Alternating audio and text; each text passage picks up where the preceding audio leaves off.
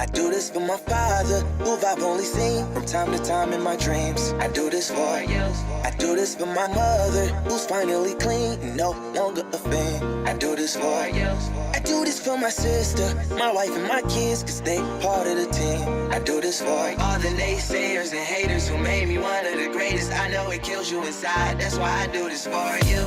I do this for my father, who I've only seen from time to time in my dreams. I do this for you.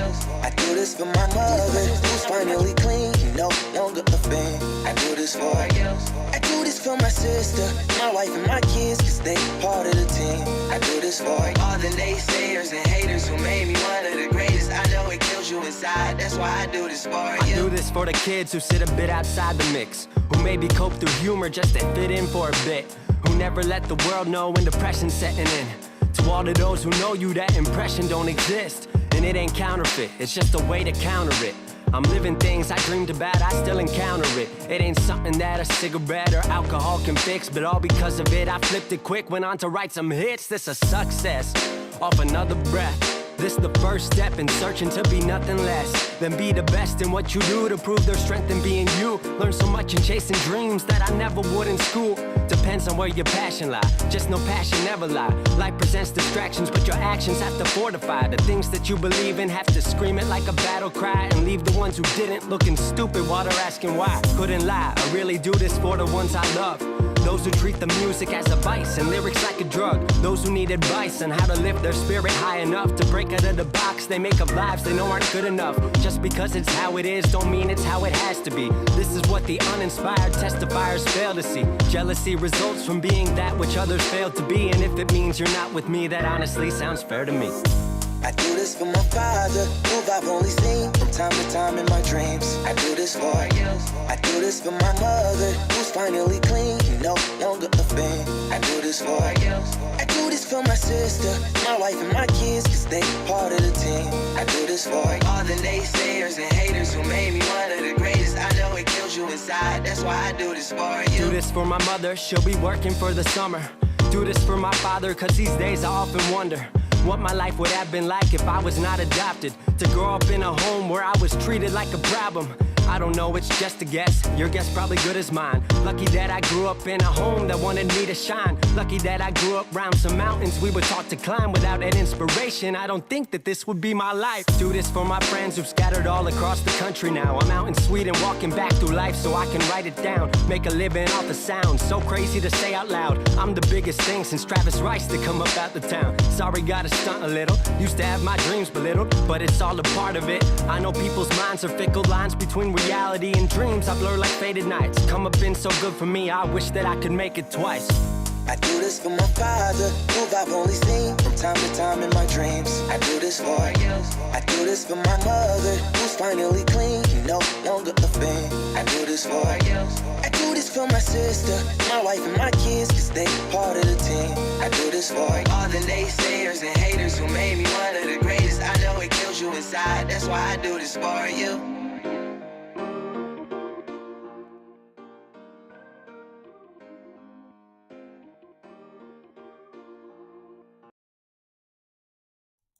Hey, what up, YouTube? How you guys doing? Hey, listen, we're going to start the show off. If you haven't been paying attention to Twitter, there is a tweet right now running around, and it's from Shedeur Sanders. And Shedeur Sanders says, "Who's this guy? I don't even know this guy on my team. I don't even know this guy. He ain't shit, blah, blah, blah." And I see a lot of people saying, "Nah, Rico, he's just fed up." People talking bad about his dad and all this stuff. I need you guys to understand that Cormani McClain does not want to play for clicks.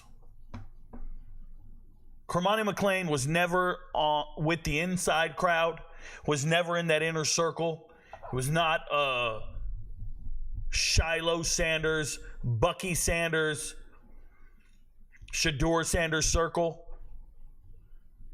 And when you're not in that circle, you can be ostracized. I want to tell you guys a true story. I was a star football player in high school.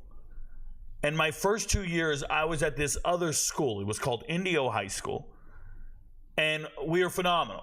And I believe I started both ways, wide receiver and corner. And I loved everything about what I was doing, but my father had aspirations of me to be a better football player, play for a better team, do things. So he transfers me to this new school, and it was called La Quinta High School, LQHS. And he transfers me to this brand new school that has this amazing football team. We're winning CIF titles, and our quarterback is a 3-star quarterback. His name is Danny Armstrong. Our running back is a 4-star running back, Frederick Collins. Our wide receiver is a 3-star wide receiver. Jeff Webb ended up being an NFL draft pick. And we had just a number of players, 13, 20 Division I dudes, all this shit. And when I got there, I was this kid who just transferred in with my twin brother. And I can remember going, oh, these guys don't know me. Oh, these guys, I'm not in the circle. I'm not in the inner circle. Coach didn't know my name. I believe the first game of the season, my twin brother scores the game-winning touchdown with like a minute left on the clock against Riverside Poly. Scores the game-winning touchdown, front page of the newspaper, the whole nine. And I'm just his brother. I'm just some guy nobody knows about. Now, it took me 2 years to really win over my coaches. It took not 2 years. It took a year. It took we did a passing league camp, 7-on-7 camp at San Diego State. I balled out. Coach was like, yo, Rico, you're our new free safety. You're our new corner. You're this, that, that. I was like, oh, yeah, I got this now. It took a while. But I was never in that inner circle for maybe 14 months. And I was just as good as I ever was. I was getting better every single day. I was a young kid. I was 16 years old. 16 years old as a senior in high school. And these guys were in this inner circle. They were drinking beer, doing steroids. They all had cars. I was just a kid. They were 19 years old. And I remember thinking, man, I'm never going to do that shit. I love my body. I'm not putting any of that in my body.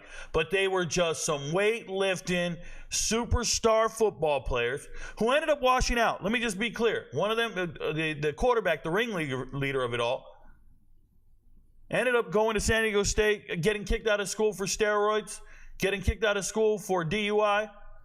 Was a terrible human being. Ended up getting arrested at some point, charged and accused of some horrific crimes on a teenager. The point I'm trying to make is sometimes when you're not in that inner circle, it can really impact you. But the reality is why was everybody in that inner circle? Why was there such a clique? Well, the quarterback was also the coach's son. And we see this at the high school level everywhere we go, and it's toxic. The word is toxic. I eventually developed into an amazing young man. Eventually became an amazing athlete, went to the military and did amazing things. And I love my path, my journey. And I don't hold any ill will towards those circles, those people. Some are my brothers. But when you see a college team with a clique, you're either in the in crowd or you're not. You're either down with the quarterback or you're not. You got to text the quarterback if you're an offensive transfer, text the safety if you're a defensive transfer. And everybody applauds that. Rico, they're thinking out of the box. No, they're not. You're going to be a part of the clique or you're not. What leaders are you texting next year? If this was such an ingenious idea, who are you texting next year if you want to transfer to Colorado? Outside of the coaches. Who on the team has been empowered to be texted? It's childish. It's literally childish, and it's unfortunate because I see a young man I truly believe in Caleb, and Caleb jumps right on it. Hey, that kid sucked. He was trash. Look, I beat him at practice. He wasn't nobody. He was mid. And Caleb has that luxury. He's in the inner circle. While some other receivers may not be. Right? The Milner Jones of the world. So just remember that. And please understand that if you're a leader of men, if you are in charge of a team and they don't look up to you. They have to be in cohesion with you. Or they'll be shunned. They'll be ridiculed. They won't be in the inner circle. Like, where are they going to go? Maybe they don't have the mental fortitude to become great. I can remember I was relentless. I didn't give a shit if I was in the inner circle or not. I'm going to be somebody. And I'll never forget the feeling. I'll never forget the feeling.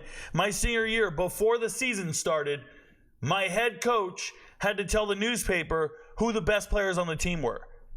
And they said, who are the best returning starters? And he was listing the whole clique, all the guys.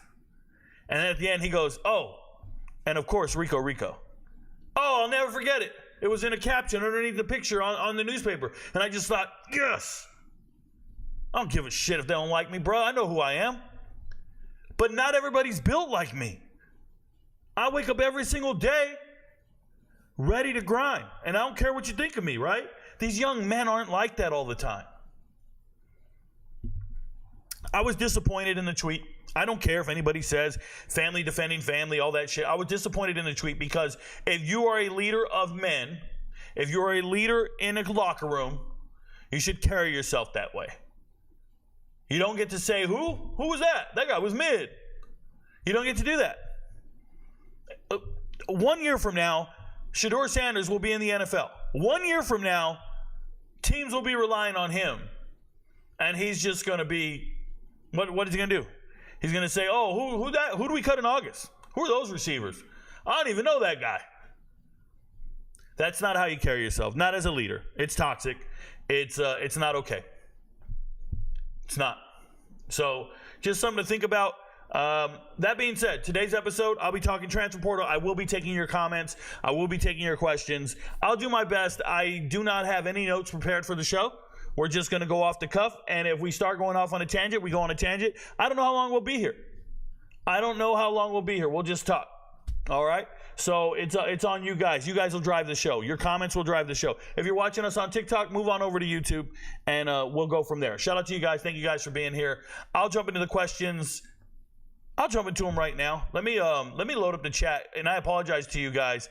I did not set up the chat. Give me a second here. I will set it up while we're live on air because I don't care. Let me do that. Boom. And that should work. There we go. And we'll go ahead and start back over on the chat. I'm going to interact with it. First thing I'll say is if you're trolling, you'll just be gone. We don't have time for trolls. So if you're a troll, do yourself a favor. Take a walk, buddy. Rico, hey. Good afternoon, Rico. What are your thoughts on Javion Cole? Really have no thoughts on Javion Cole. David in Arizona always asking them great questions. I love, man, if I ever come to a show and I'm not ready to answer a question like that one right there, I would say that I'm not ready. It's not that I'm not ready. I'm so impressed with David in Arizona, his passion for his teams and his knowledge in the game. This man has been coming to the channel for a year now and asking clutch questions. I'll probably make a video on Javion Cole sometime today, and we'll talk about it, David. I hope you catch the video. Cool? Appreciate you. Willie Bobo says, I'm here, Rico. What up, Willie Bobo? Shout out to you, man. You are the man. Tremaine Young. I meant to say what's up to you, man. I see you. You see it too. He was when he came in. I'm whoa. I don't know what that means. He was at first, but something happened. You're talking about it in the clique, in the circle. That's fine. Something happened. Things happen. People get favoritism. People get money. People, get a bad taste in their mouth. There's people in love, and then something happens, and then they break up. That happens all the time. So, young men, the most inconsistent thing in the world is an 18 to a 22-year-old man. Ask any girl trying to date one of those dudes, man. They're just like, yo, I like you, and then the next day they don't hit you back. The most inconsistent thing in the world is a young man. So it's all good. It happens. What's good? What's up, Tex Coco? I see you, man. Appreciate you for being here. Thank you for supporting the channel. Say that to their face, then all smiles while you're there. Okay, Vizzy, I'm not entirely sure what you're saying, but if you're trying to imply that I wouldn't say something to someone's face, you've probably never met me. I'm going to say that to you. I don't think you've ever met me. I meet some followers in person. I'm the size of an NFL linebacker. I've been working out for the last 20 years. I'm an all-Army fighter. I am not one to play.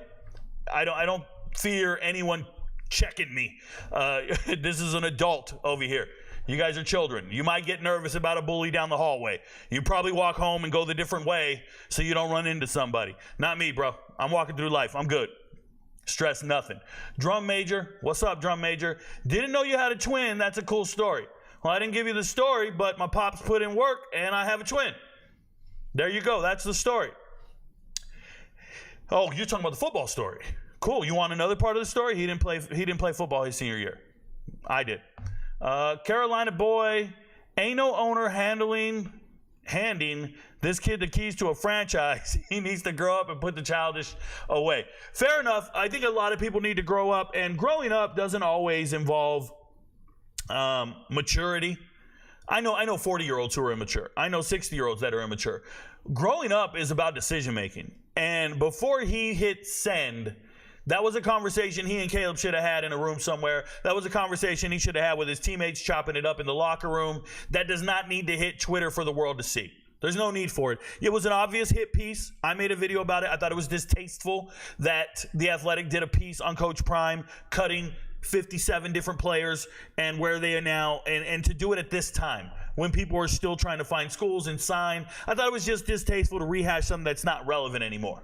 You know what I'm saying? Like, it really is. I don't know what I would equate it to. Maybe you were rude or late to work, and then a year later somebody brings up the fact that you were late to work. Like, that's not how I get down. I don't know. It just feels like you're just rehashing some shit that don't need to be brought up. Give me a second as I'm going to do something over here. Let me do this. Oh, man. Do you ever type so fast? If you guys have ever heard me type, you know how fast I type. Shout out to those of you watching on TikTok. You guys hear me type every now and then. You guys are like, yo, this guy's a problem. This man can type. Yeah, I've been typing my whole life. One thing I wanted to look up real quick was somebody said Luther Burden made the text or made a tweet. I'll look for it. Let me see what Luther Burden said. I've never seen his page. I don't know who he is or what he's saying. Obviously I know who Luther Burden is. I just don't know what he said in a tweet. You guys are going to have to send it to me or let me know what it was. I've still never seen his page. I don't follow players like that. I got no clue what Luther said. Oh, Luther Burden said in due time. Is that the right Luther Burden?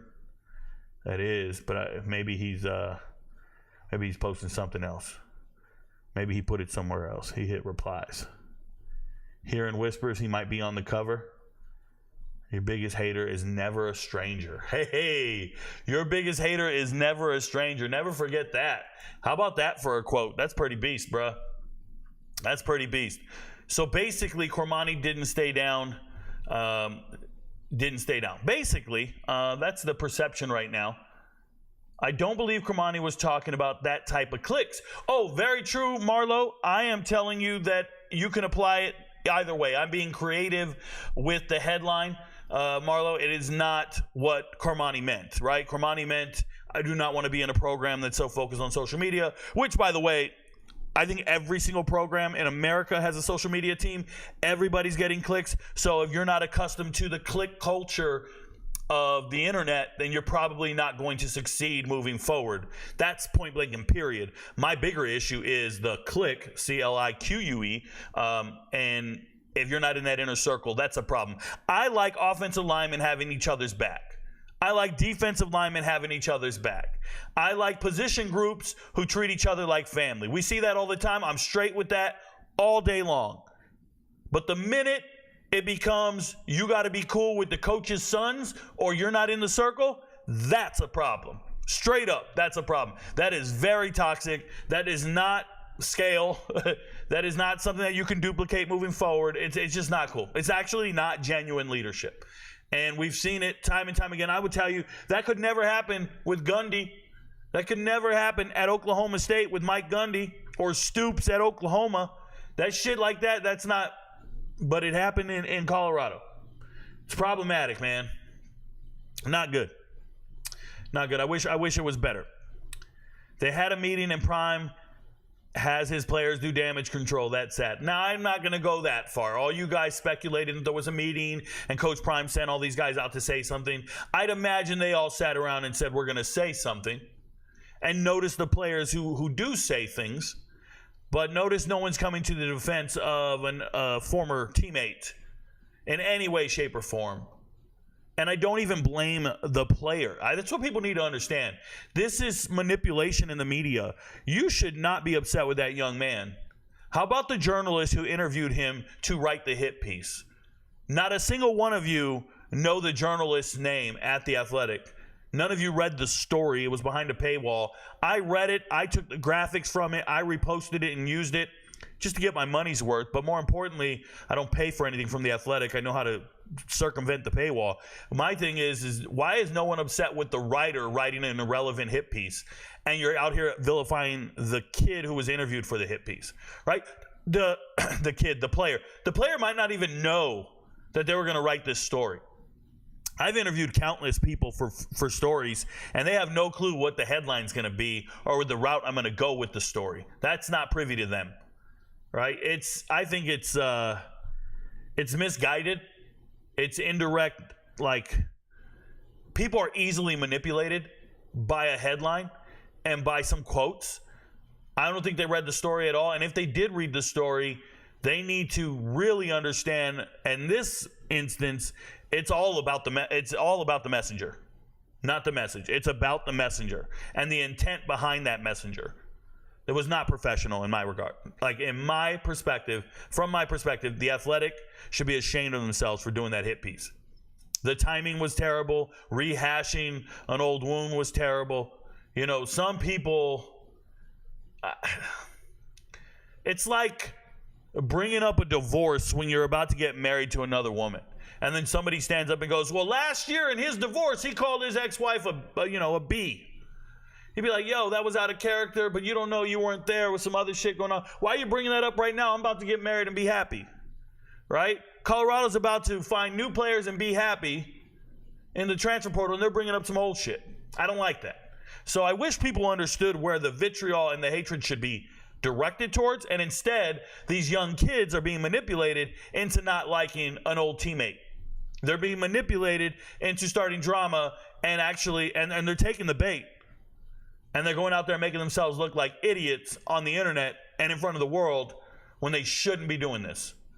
Focus on your season. Stop reading the clicks. I mean, there's guys so zoned in on what they're trying to do in their craft. Wait till September comes and people are reposting those tweets as they're losing games. See, and the narrative will change. The narrative will be, oh, they didn't use enough of the offseason to work on their craft. They were too busy reading articles and tweeting at ex-players saying they're mid and they ain't shit. Like, that's just not cool, man. Focus on your shit. Focus on it. Luther Burden did the same. There's no click. Where do you get this from? Colorado Buffs Dynasty. There's an immense click. There are players who had to transfer and are leaving, and then there are players who are attacking them when they leave or when they say anything after the transfer. That is a click. Don't tell me there's no click. Don't do that. We know who says there's no player. I don't recognize that guy's name, and then we know who co-signs it. Look at who's defending Coach Prime in the comments on the tweets. It's specific players. It's the inner circle. It's the coach's son. It's former Jackson State players. It's another coach's son. You guys pay more attention. It's there. It's obvious. Cult business inside of Colorado. Fair enough. I said the same thing. Everybody sending out tweets at the same time. Yep. Caleb Daddy a coach. Correct. We all know Cormani meant by clicks to stop it. Nothing to do with personal experiences of not being in the inner circle. I don't believe you. I think you're under the impression that everybody was cool and they all went out and had dinner together and they all kicked it, when in reality, they're sitting in rooms, they're sitting in corners, and they're not in that inner circle. Remember, you guys got to remember when Montana Luminous Craig left the team last year, and when Shador got on Instagram and said, you really can't trust these guys. You thought you knew them. You thought you were in the circle. You thought you were boys. And then he flips on you the next day. There's no reason to have that conversation on Instagram for the world to see. There's no reason to say you thought you knew his true intentions and then you didn't. That means he was in your circle and now he's not. That type of stuff doesn't need to be exuded to the public. Jalen in the circle to let me guess. I don't know what that means. It's weird what Prime is doing. No, Prime's just coaching his team. These are young men. This is not Coach Prime. These are the young men doing it, I believe, on their own accord. Let's not forget when Prime called his daughter stupid and the baby mama went off. Well, That's a whole nother story, right? Obviously, Coach Prime and his baby mama, the mother of his child, is upset that he said some negative things about Shalomi, and she just transferred. It's unfortunate, man. I can just tell you that I'm always supportive of my children. I think the world of my children, and I can't relate to that frame of mind or that I've never been critical of any decision they've made. I've just been proud of them and supportive. I don't know the difference. I'm not here to judge the man for that. That's his business. And I would say that Coach Prime is probably not the greatest father by any means. I don't think any of us are. I think everybody has their flaws, and if you try to pretend like someone has been a great father, someone's going to point out the failures and the flaws, and whoever's pointing it out either doesn't have children or we don't know their flaws. So I won't even go there. Like, I don't even live in that world, right? Made some poor decisions. I know everybody has, so it is what it is. Milner Jones was Caleb's boy. They played with each other over for Prime as kids. Yeah, I feel you. Why have you been dissing Colorado so much lately? Malcolm Murray.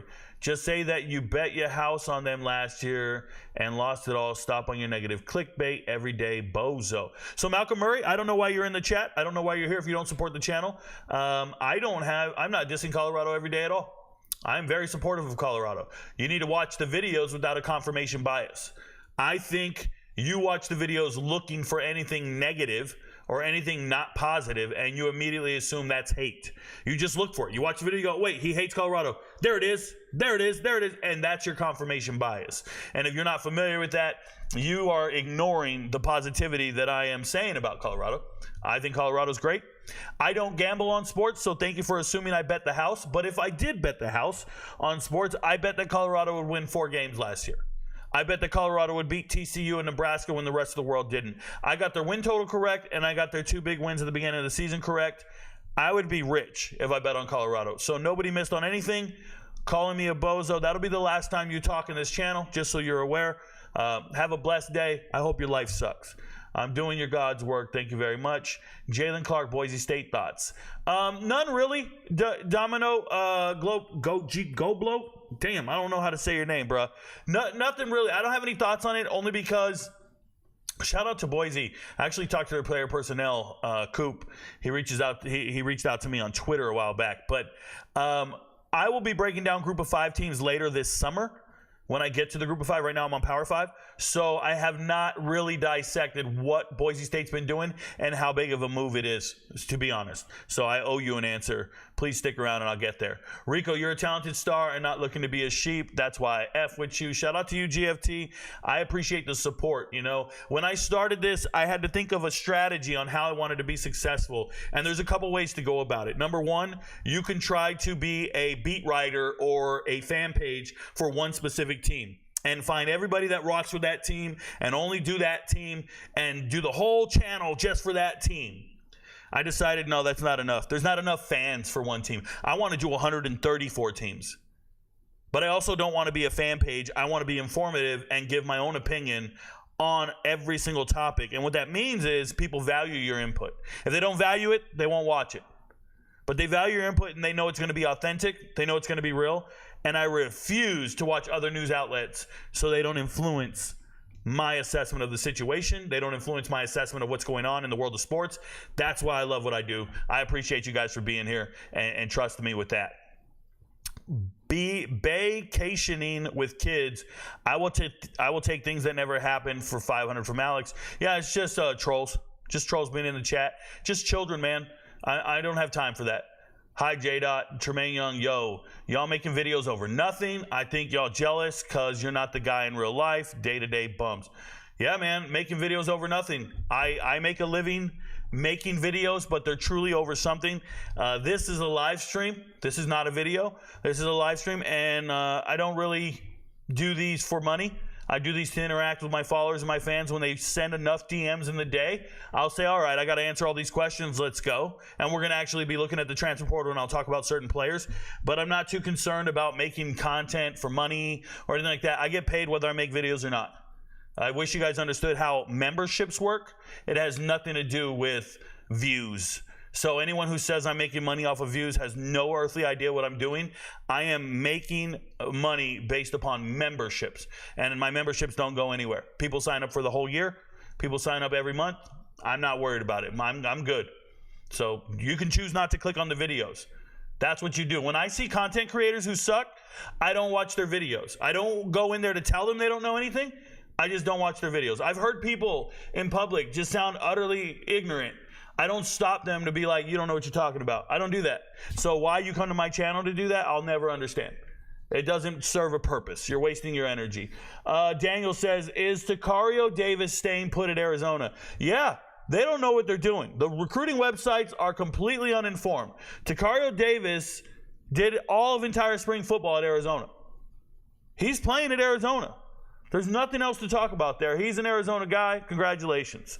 K. Vizzy says, he said in Spaces he respects every player, and he didn't let a guy down, Xavier, because he balled out in FCS. Yeah, Xavier's doing well. Xavier's a good football player, man. Like I said, if you didn't watch him play at Langston Hughes in high school, and this is a former quarterback, running back, wide receiver, defensive back, you don't know who he is, but I do. He took his team to the state title game. They lost, but he's a hell of a football player. Maybe he had a bad rep at practice. Maybe he didn't do well. Maybe he wasn't in the future plans. But that's still a good football player. It's a Division I football player. I don't care what anybody says. I don't worry about that kind of stuff. Tremaine says, man, I'm really praying for this team. I want to see Coach Prime succeed. I don't think, Tremaine, you can pray really hard or you can choose not to pray. The outcome's going to be the same, bro. I'm going to tell you the hardest thing I struggle with Colorado. The hardest thing I struggle with Colorado is buying into their sense of culture or who they are. I see a team where the leader exudes character, commitment, all this stuff. I see a man who says, God bless you, every single chance he gets. He's very religious, Christian-based values and all that. I see that exuded. And then I see a bunch of rappers show up who beat their wives and hit their girls and do drugs. And I don't understand. Like, which image are we doing here? What are we projecting? Because there's too many rappers and criminals. And then there's religion and we're Christian-based. Like, I don't get it, man. I think Coach Prime does all these things just to appease the talent, just to get the people in. And to me, that's kind of just fake. Like, be who you are. If that's who you are, then have your values and your standards, and then tell these superstars, we're not going to do that. I know you beat this woman. You don't get to walk in this building. But if values don't matter to you, then so be it. It's just how I get down. And what I'm trying to tell you is I've worked for a value-based organization for the last 20 years, and I don't send mixed messages on my frame of mind or my standard. So I'm just a little perplexed at times when I look at it and I go, oh, what are we doing here? Like, that's just how I dissect things. So it's just too many contradictions for me. But to each his own. Some people don't care. They just, hey, yo, he's getting that chain. Look at that. They're ballers. They're getting paid. They're getting the bag. We got all the clicks here. And I'm like, okay, man, I get it. But a 4-win team is not running the world. Like, whether you guys believe that or not, it's not happening. A 4-win team is not running the world. No. Please understand that. You're improved. You're good. I love it. I love the trajectory. I'm pulling for a lot of the players. I'm pulling for a lot of the coaches. But the results have to be there. And I don't think people understand my perspective. Mine is not a fandom. Mine's of an analytical perspective, analysis. I do not sit here and cheer for Colorado to score touchdowns. I analyze the end result or the desired end state and the results, right? The actual product. I don't really care about the entire offseason. Everybody's spamming me every single day. They're winning this, they're winning that. I'm just like, do you guys ever study other teams? Do you guys ever look at what other teams are doing? Like, seriously, do you ever look at what other teams are doing? Because every team has ballers. Every team has great players. The shit they say is just mind-boggling to me. It's just mind-boggling to me. Like, there's people right now predicting Shedeur Sanders going first overall in the draft. You don't even know who's drafting. You don't even know who's drafting first overall, and you're just saying some shit for clicks. You're just saying some shit, so I don't understand it. You don't even know who's drafting. What if the Bears are drafted first overall next year? Now you sound stupid. It bugs me. Man, yep. If we jealous, then you're a meat writer. Goodness. You are correct. There is a clique. The clique is hard workers. Okay, Prime understands not all players are ballers. But he has stated many times the standard is the standard. That means if you want to. Yeah, I'll buy that, Wallow. I'll buy that. Hard workers, work ethic is valued. I'll buy that 100%. Do you think Kendrick Blackshire should report, as he's probably third on the depth at Texas? I was very clear. I did not think he should go to Texas. I did not think he was good enough to be there. I thought that was foolish. Did he come from Michigan State, if I remember correctly? I just thought he's not good enough.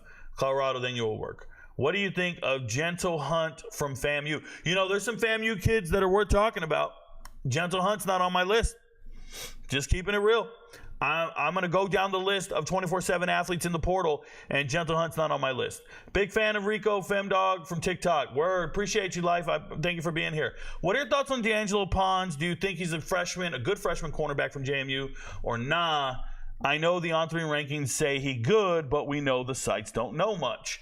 Shout out to the Vibe Wire for asking such a definitive question here. D'Angelo Pons, JMU, was a freshman All-American according to On3. But don't you ever give On3 any credit for his rankings. Remember this, a year ago, today, On3 had D'Angelo Pons ranked 1,500 plus in the recruiting class. On3 did not know who D'Angelo Pons was. And thank God for JMU recruiting properly and not using those bullshit-ass websites to evaluate players. So now the player comes out, the young man comes out, has a phenomenal freshman season, and now On3 singing his praises. Now they put him on the All-American team, they're putting him in graphics, and they're shouting him out, and Hayes Fawcett's talking about him.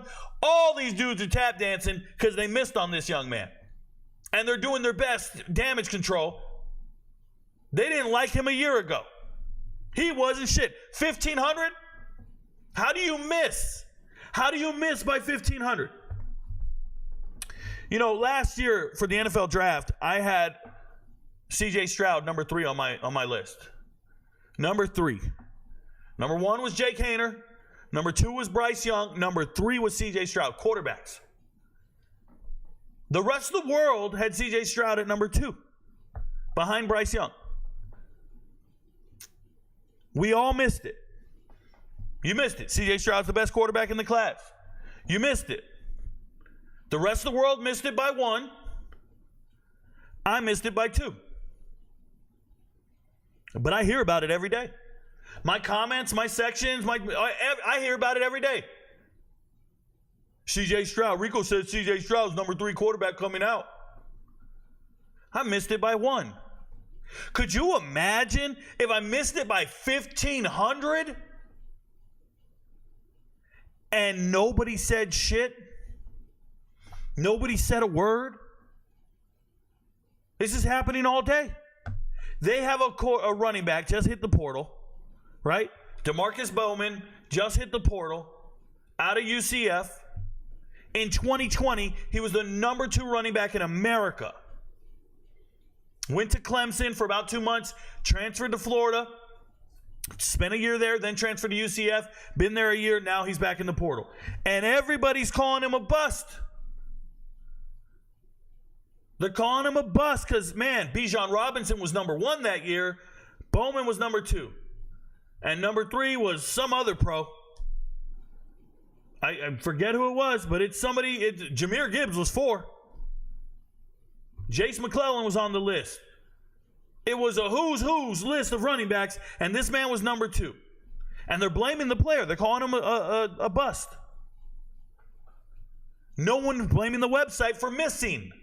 The website got it wrong by 100 spaces. By 200 rankings, the website got it wrong. No one cares. Insane, bruh. So they missed on D'Angelo Pons. He's an absolute stud. I hope he goes to Indiana. I don't know if he will. I'm assuming there's a lot more suitors interested in him. I'm assuming there's other teams that want to pay that fee to get him. But Indiana's where it's at for him.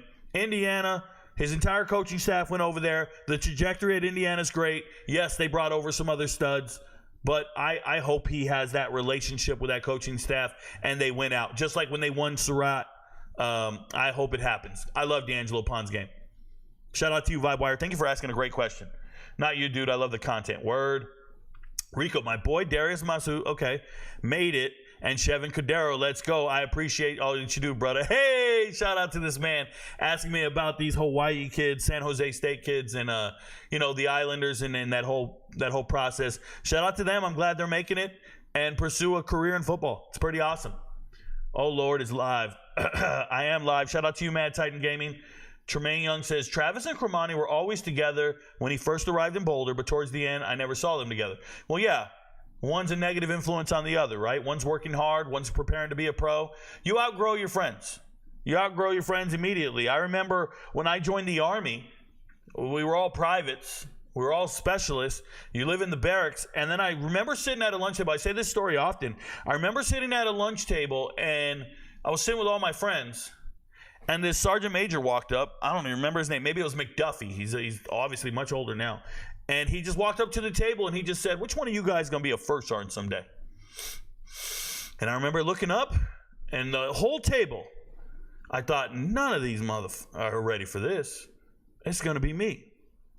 And I stopped hanging out with them from that day forward because I realized none of those people were going to be like me. I'm going to make it someday. I'm going to be somebody. And if you have that mindset, shout out to Travis Hunter, you kind of get rid of the excess baggage. You get rid of the excess weight, bro. And you just go be great. Don't worry about that other shit. It is what it is. Did any Colorado players enter the portal today? They did, Dennis Headley. I'm going to show you. We can show you now. Obviously, Bishop finally entered, but that's not a surprise. If I'm looking at the transfer portal, here it is in front of me. If you're looking, Coffee Taylor Barracks entered the portal. This is a linebacker. Played his high school ball at the, what is it called? The Institute, where all the kids play in NFL Europe. And they're trying to be some of the NFL Academy. So he's from England. He was initially committed to Jackson State, Coach Prime's staff at Jackson State. When he flipped to Colorado, Coach Prime did last year, Coffee came with him. So Coffee Taylor Barracks came with him. But this guy's not a football player. He's a project. He's a prospect. He's a very big kid. He's 6'2", 6'3", 220. He's a specimen. He's an athlete. They just got to figure out what they're going to do with him. He's got a lot of potential, but we don't know where he goes from there. So 1 year at Colorado, probably being pushed to the portal. Got to clear up a scholarship. It's time to go. As far as Bishop Thomas finally getting in the portal, this is a young man that was removed off the team, kicked off the team. This is a young man that has very, very equivalent talent and red flags, right? There's a maturity issue there. That man talks back to coaches. Says things I would never condone. He's a very talented player, but it's probably not going to work out. He was the scout team player of the year while at Florida State.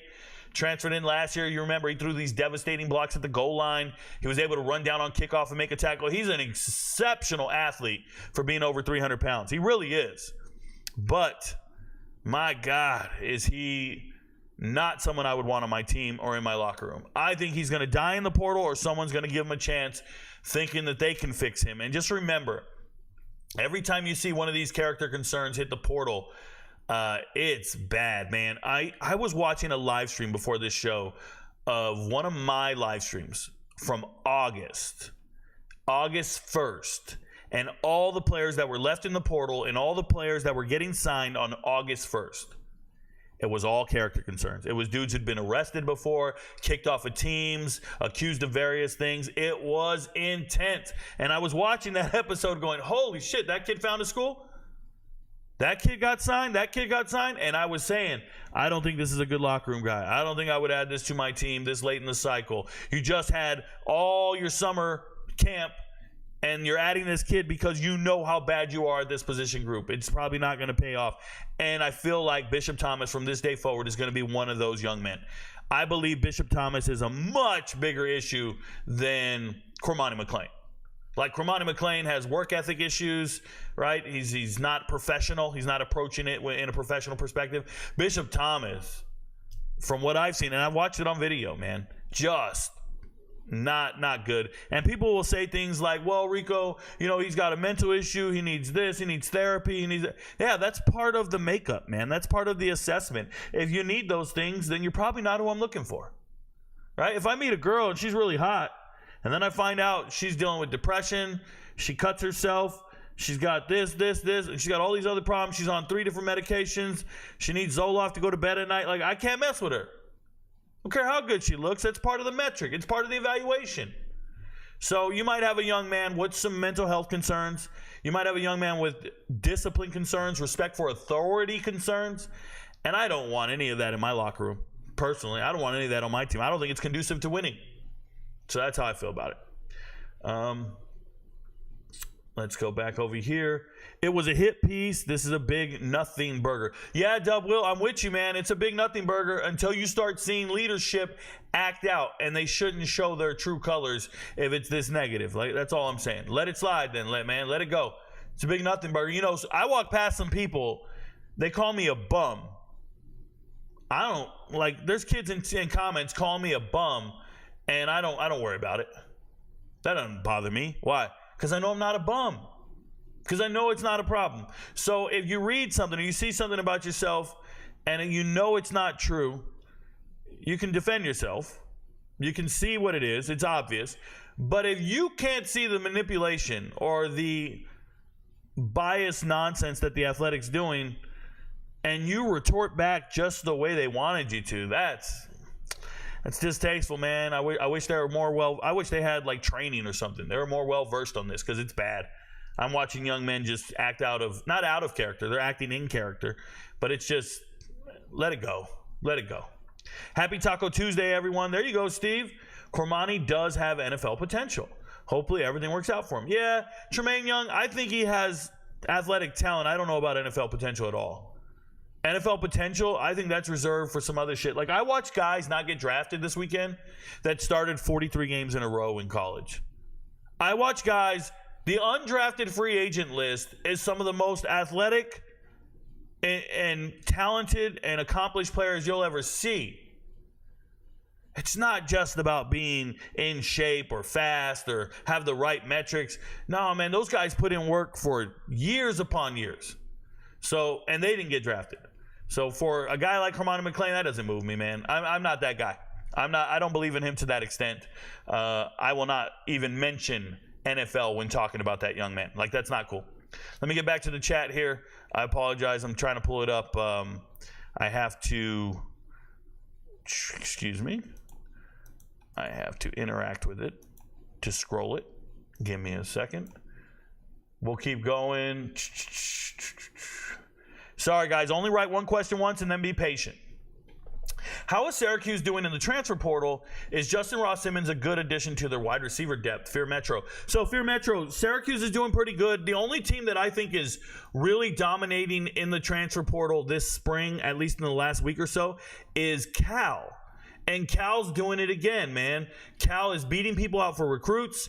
Cal, like, something happens at Cal. This happened last year, too. Somebody donates more money, and Cal just gets more money, and they just start winning for recruits in the spring portal cycle. It's something like that. Something's happening. NIL speaks. They go and get really good players, and they beat them out. I remember last year, Patrick Morris got picked up that way. They're getting more players. I'm really impressed with Cal in the spring. Now, Syracuse going to getting Justice Ross Simmons. This was the second leading receiver. Well, third leading receiver, but second receiver. He was behind Dallin Holker and Torrey Horton at Colorado State. This is a good player, man. Southern California kid, good player. A lot of talent, right size. I think he's better than some of these Georgia transfers that showed up that are 4- and 5-star kids that are just all potential, right? Like the Georgia recruits that showed up and everybody goes, oh, yeah, so-and-so's going to Syracuse. Yo, they got him made. Nah, bro, you just got a guy who does it on Saturdays. Like, you just got Justice Ross Simmons. He does this shit on Saturdays. That's a good player. I like him a lot. What I think is more impressive with that move is that he chose Syracuse instead of Florida. Now, everybody tells me, Rico, the reason he didn't go to Florida is because transcripts didn't line up right. Admissions. Well, then if that's the case, why the fuck go on a trip there anyways? Why go on a visit? Hey, Florida, why not check admissions before the guy flies in? Why are you wasting my time? Florida needs to fix their processes. Okay? Fix the processes that you do to evaluate and assess recruits. Don't look at any tape if you haven't checked the transcript and ensure that they pass admissions to get into your school. Don't waste your time looking at the tape. Do a grade pool on everybody. And then evaluate the players. You know, I can't date a girl if she don't make the right amount of money. I can't date a girl if I meet her and she's like, well, I got $30,000 in debt. Well, you got $30,000 in debt. You ain't got me. Step off. You got bad habits. I can't mess with you. I don't give a shit what you look like. Get away from me. You're toxic. Travis Hunter's the realest one on the team. Also the maturest. You never see him participating in the clown show. Carolina boy, it's that simple. Travis Hunter is a professional, focused on his task. He's out here to feed his family, and you love players who do that. Not everybody's like that, but yes, you don't see him. Twitter fingers don't get happy. He ain't doing all that. He's just student of the month. He's just got the highest GPA with Charlie O. Like, he's just out there working, and you love it, man. If you could find everybody like that, you would. It's very rare. Same night Shiloh made his post, Luther posted, transfers hit me up.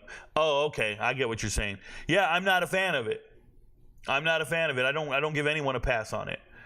Does this cause Prime to fail after his boys leave? No, Nick, this doesn't necessarily cause you to fail. You can still find other recruits, find a way forward. I think what'll hurt Coach Prime after his sons leave is, let's just say they have a highly successful year this year. What'll hurt Coach Prime is if he loses offense and defensive coordinators, if he loses assistant coaches, position coaches.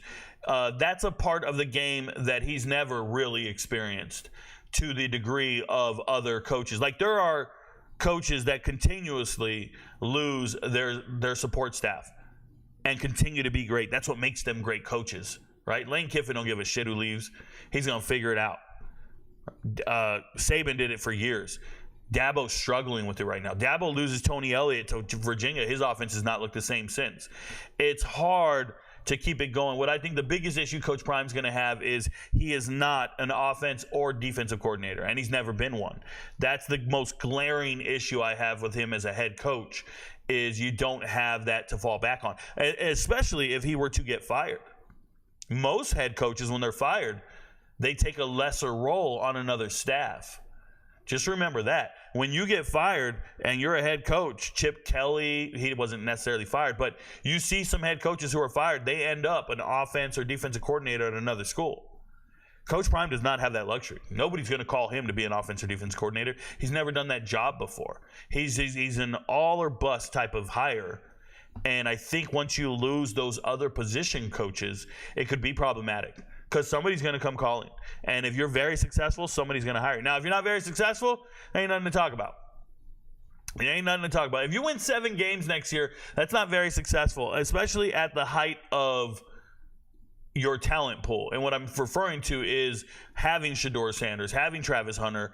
Those guys need to go out and win games that they wouldn't be expected to win.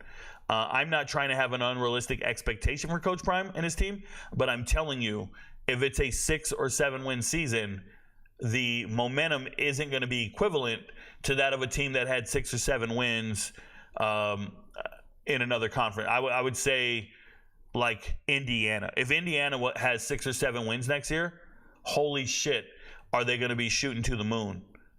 That I promise you.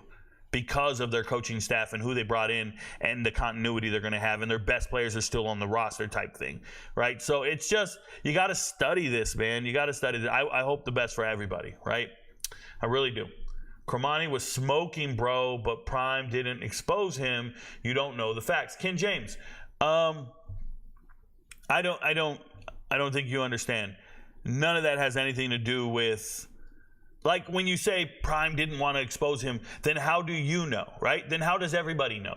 And threatening to expose a player versus not exposing a player because of drug use or suspension or grades, that is all just posturing. Another term for it is bullying. If you have a player leaving the program and you hold it over their head that they were substandard or they were smoking or they were problematic, then what you do is, as a head coach, is instead of holding it over their head, I don't want to put them on blast, I don't want the world to know. No. you look like you condone it because you didn't suspend anyone. You didn't publicly suspend anyone, reprimand anyone. All you did was say, I'm not going to tell nobody the truth. We got enough dirt to bury you, though. I'm not going to tell nobody. That type of gesturing and posturing is equally inexperienced and childish. It's not necessary. You either hold your players accountable or you don't, and you become that identity, whichever one it is. And if you held him accountable by not letting him play, then there's no need to threaten anything upon departure. Like, you don't know the truth. I got video of you in the club and all this stuff. Like, all of that is wasted energy. None of it matters. It doesn't change anything. It doesn't even change the perspective other than you did not implement discipline when you were made aware of an issue. Players shouldn't even had a helmet, bro. If he's doing all these things, he shouldn't have had a helmet. Not that you hit it and tried the best for him and all that. No. You got to have values, character, stand up for yourself and say, that kid doesn't get a jersey anymore. Kick him off the team. As real as it gets. Shedeur is defending his father more than he's forming a clique. Yeah. To imagine a Hall of Fame head coach, Hall of Fame player, head coach who's been ridiculed 1,000 times over, needing to be defended by their children. That's the craziest thing. To think that serves any purpose or that's productive is absolutely absurd. It's not productive. It's actually counterproductive. You don't need one of the players to defend you. You don't need your own son to defend you. That's a grown man competent of speaking on himself. Nobody's sitting here dragging Coach Prime after that article. That is a reach by The Athletic to identify an issue with Coach Prime's approach to cutting players. That is a complete reach. If they had examples from this season, then it would warrant discussion. Then I would give it some validity. But as of right now, it's not even a valid article. We just see it and we just go, oh, this shit is dumb. Keep it moving. Right? You could put out an article tomorrow and be like, hey, Colorado's going to lose all their games. They just read it all year. That shit is dumb and keep it moving. You don't need to defend anything. A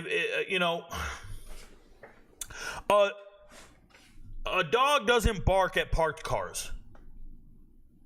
A dog doesn't bark at parked cars. A hit dog doesn't holler. All this other shit you want to say. Whatever you want to say.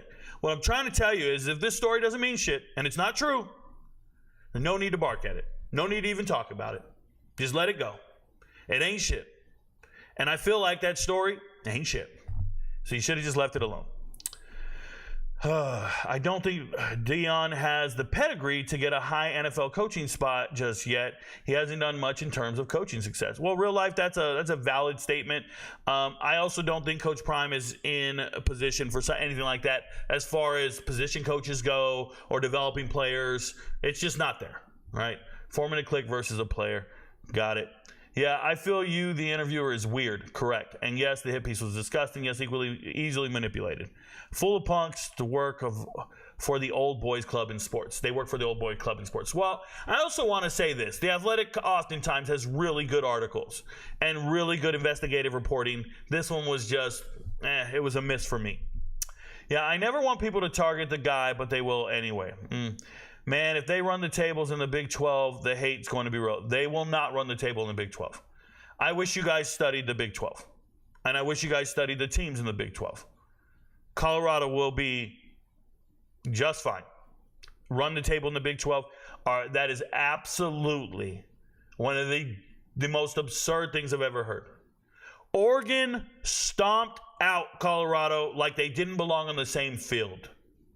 There was such a gap in talent and ability between Oregon and Colorado, it was glaring. And Oregon struggled to beat Texas Tech. And Oregon beat Texas Tech by a maker. Oregon couldn't run through the Big 12. I need you guys to grasp what's going on here. The Big 12 is a hit you in the mouth. Some of the best running backs in America. Good luck stopping those teams from getting first downs and touchdowns. It's a blue-collar conference with some badass people and some mean teams. I wish you guys studied rosters as much as you study your favorite team. I've been told you this, Rico. Shout out to you, spoken word. I'm not sure what you're talking about. Man, I wish they kept Cooper and Slusher. Well, Cooper, yes. Slusher, very bad while on the field. I just want to make it clear. Slusher is on the field, and he's good enough to start. But man, that tape looks terrible. And I watched all the tape at Arkansas and Colorado. Slusher's tape is bad. You heard it here. If you haven't heard it before, you heard it here. Slusher's tape is bad. Shout out to Cooper. Cooper's a player. Khalil Benson isn't a coach's son or JSU alum. That is correct. Khalil Benson just got there. But watch Khalil Benson defend the coach but not ridicule the young man that just departed. A big difference, Don Peasy. Khalil Benson just showed up and is not ridiculing the player that departed. He's simply defending the coach. And you can do that. You can defend your coach, love your coach. He and Tyler Brown said it on Twitter very positively. Hey, I'm tired of people trying to drag my coach. All I've seen is great things from him since I got here. That's great. No need to ridicule the young man who got interviewed in a hit piece. That young man ain't got nothing to do with it. I promise you, man. That's a vector. If you guys don't know what a vector is, it's what's utilized to spread the vitriol and the disease of this message. You guys got to know who to hate. Like when I read the tweet and he's like, I don't even know this player. Don't write, I don't know this player. Write, who the fuck is this writer? Who's this journalist? He's the problem, not the player, man. Oh, it's tough. Oh, wait. Caleb's dad is on staff. Yes. If you don't know Kevin Mathis, defensive back coach, secondary coach, Kevin Mathis played for the Cowboys. Yes. Caleb's dad, Dion in the league, and Stoutmeier's dad. Carter Stoutmeier, yes. Omar Stoutmeier was his father. These are all kids of NFL players. Alfredel's dad played in the league too. Correct. Khalil is definitely one of the coach's pets. Don't act like they don't see it. Correct. Once you're in the circle, you're in the circle, man. Let's be honest. You, us, don't pay attention to all the tweets from players of schools to be able to criticize. Rusty, I actually get sent a lot of tweets every single day. I'm not here to criticize anything. I'm here to analyze. And I wish you guys understood that when someone gives feedback about your favorite team or your favorite player and you don't agree with the feedback, instead of disregarding it, you should probably listen. And not just listen to retort, but genuinely listen to help concatenate or combine your knowledge of your team and your perception of them. Or you can just be biased and go through your life. Yeah, Robinson is Nate's son. A lot of this is over-analyzing. There you go, Rusty. I don't think you analyze enough in your life, bro. This team needs continuity. Seriously. Yeah, most teams do. To be fair, he never said anything negative towards his O-line, lack of blocking. He may have had his fill of negativity, let it slip. Sean Whitford, he did have an interview where he said we need dogs. We need more dogs. That is saying we don't have dogs on our team. That's why Cavassier Smoke had a problem with him saying that we need more dogs. I don't think he was very fond of his offensive linemen. Prime rating his kids is wild. Drum major facts. Yeah. Everybody out here, I don't know what Drum Major said, facts. Prime didn't call Shalomi stupid. He said her decision to go into the portal without a plan was stupid, and it's on video. Yo, Enrico, we trust. The Kool-Aid cult, LOL, they're always patrolling for Prime. It's very true, but remember, it's when somebody drinks the Kool-Aid, they're fans. And fan is short for fanatic. I'm sorry, the chat just jumped on me. And so when people are fanatical about a particular team, they're going to carry themselves a certain way. It's to be expected. I'm not offended by it. I'm not mad. People come in here and get mad at me, and it is what it is. Rico don't always know. You're judging a player and his teammate for protecting their coach. That skit was over-analyzing. I'm talking about specifically that skit. Benzo, I don't have a clue what you're talking about. I don't do any skits. Nobody does skits. You're good, man. It's mind-blowing that a team with only 4 wins is that loud. There's a cult of people that love Colorado and also a cult of people that visit all Colorado content channels to hate. I'm not familiar with those cults. I'm not familiar with a cult of people that show up to Colorado channels to hate. I'm familiar with my followers. I'm a big Colorado fan and support them, but I really wish they would get off social media to be mature about it. It does not reflect the grown man mentality that Coach Prime encourages. This is 100% what I'm saying.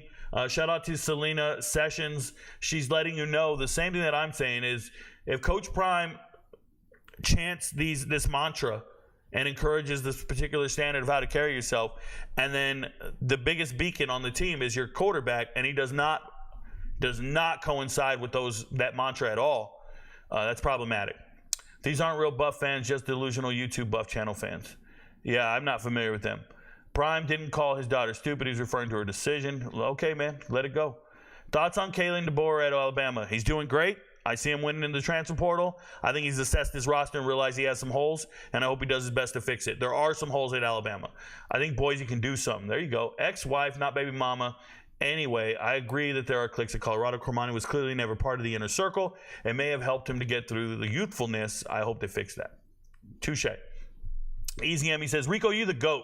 Been watching and supporting for a while now, or a long while. My question is, what do you think my Sooners roster this upcoming season? I have not broken down Oklahoma in depth just yet for the MVPs. If you guys didn't know, I do an in-depth analysis on every single team in America for the MVPs on Patreon. When I do that, I tell you how many games they're going to win this year. And that's for every single team. Right now, I'm doing every team in the Power 4.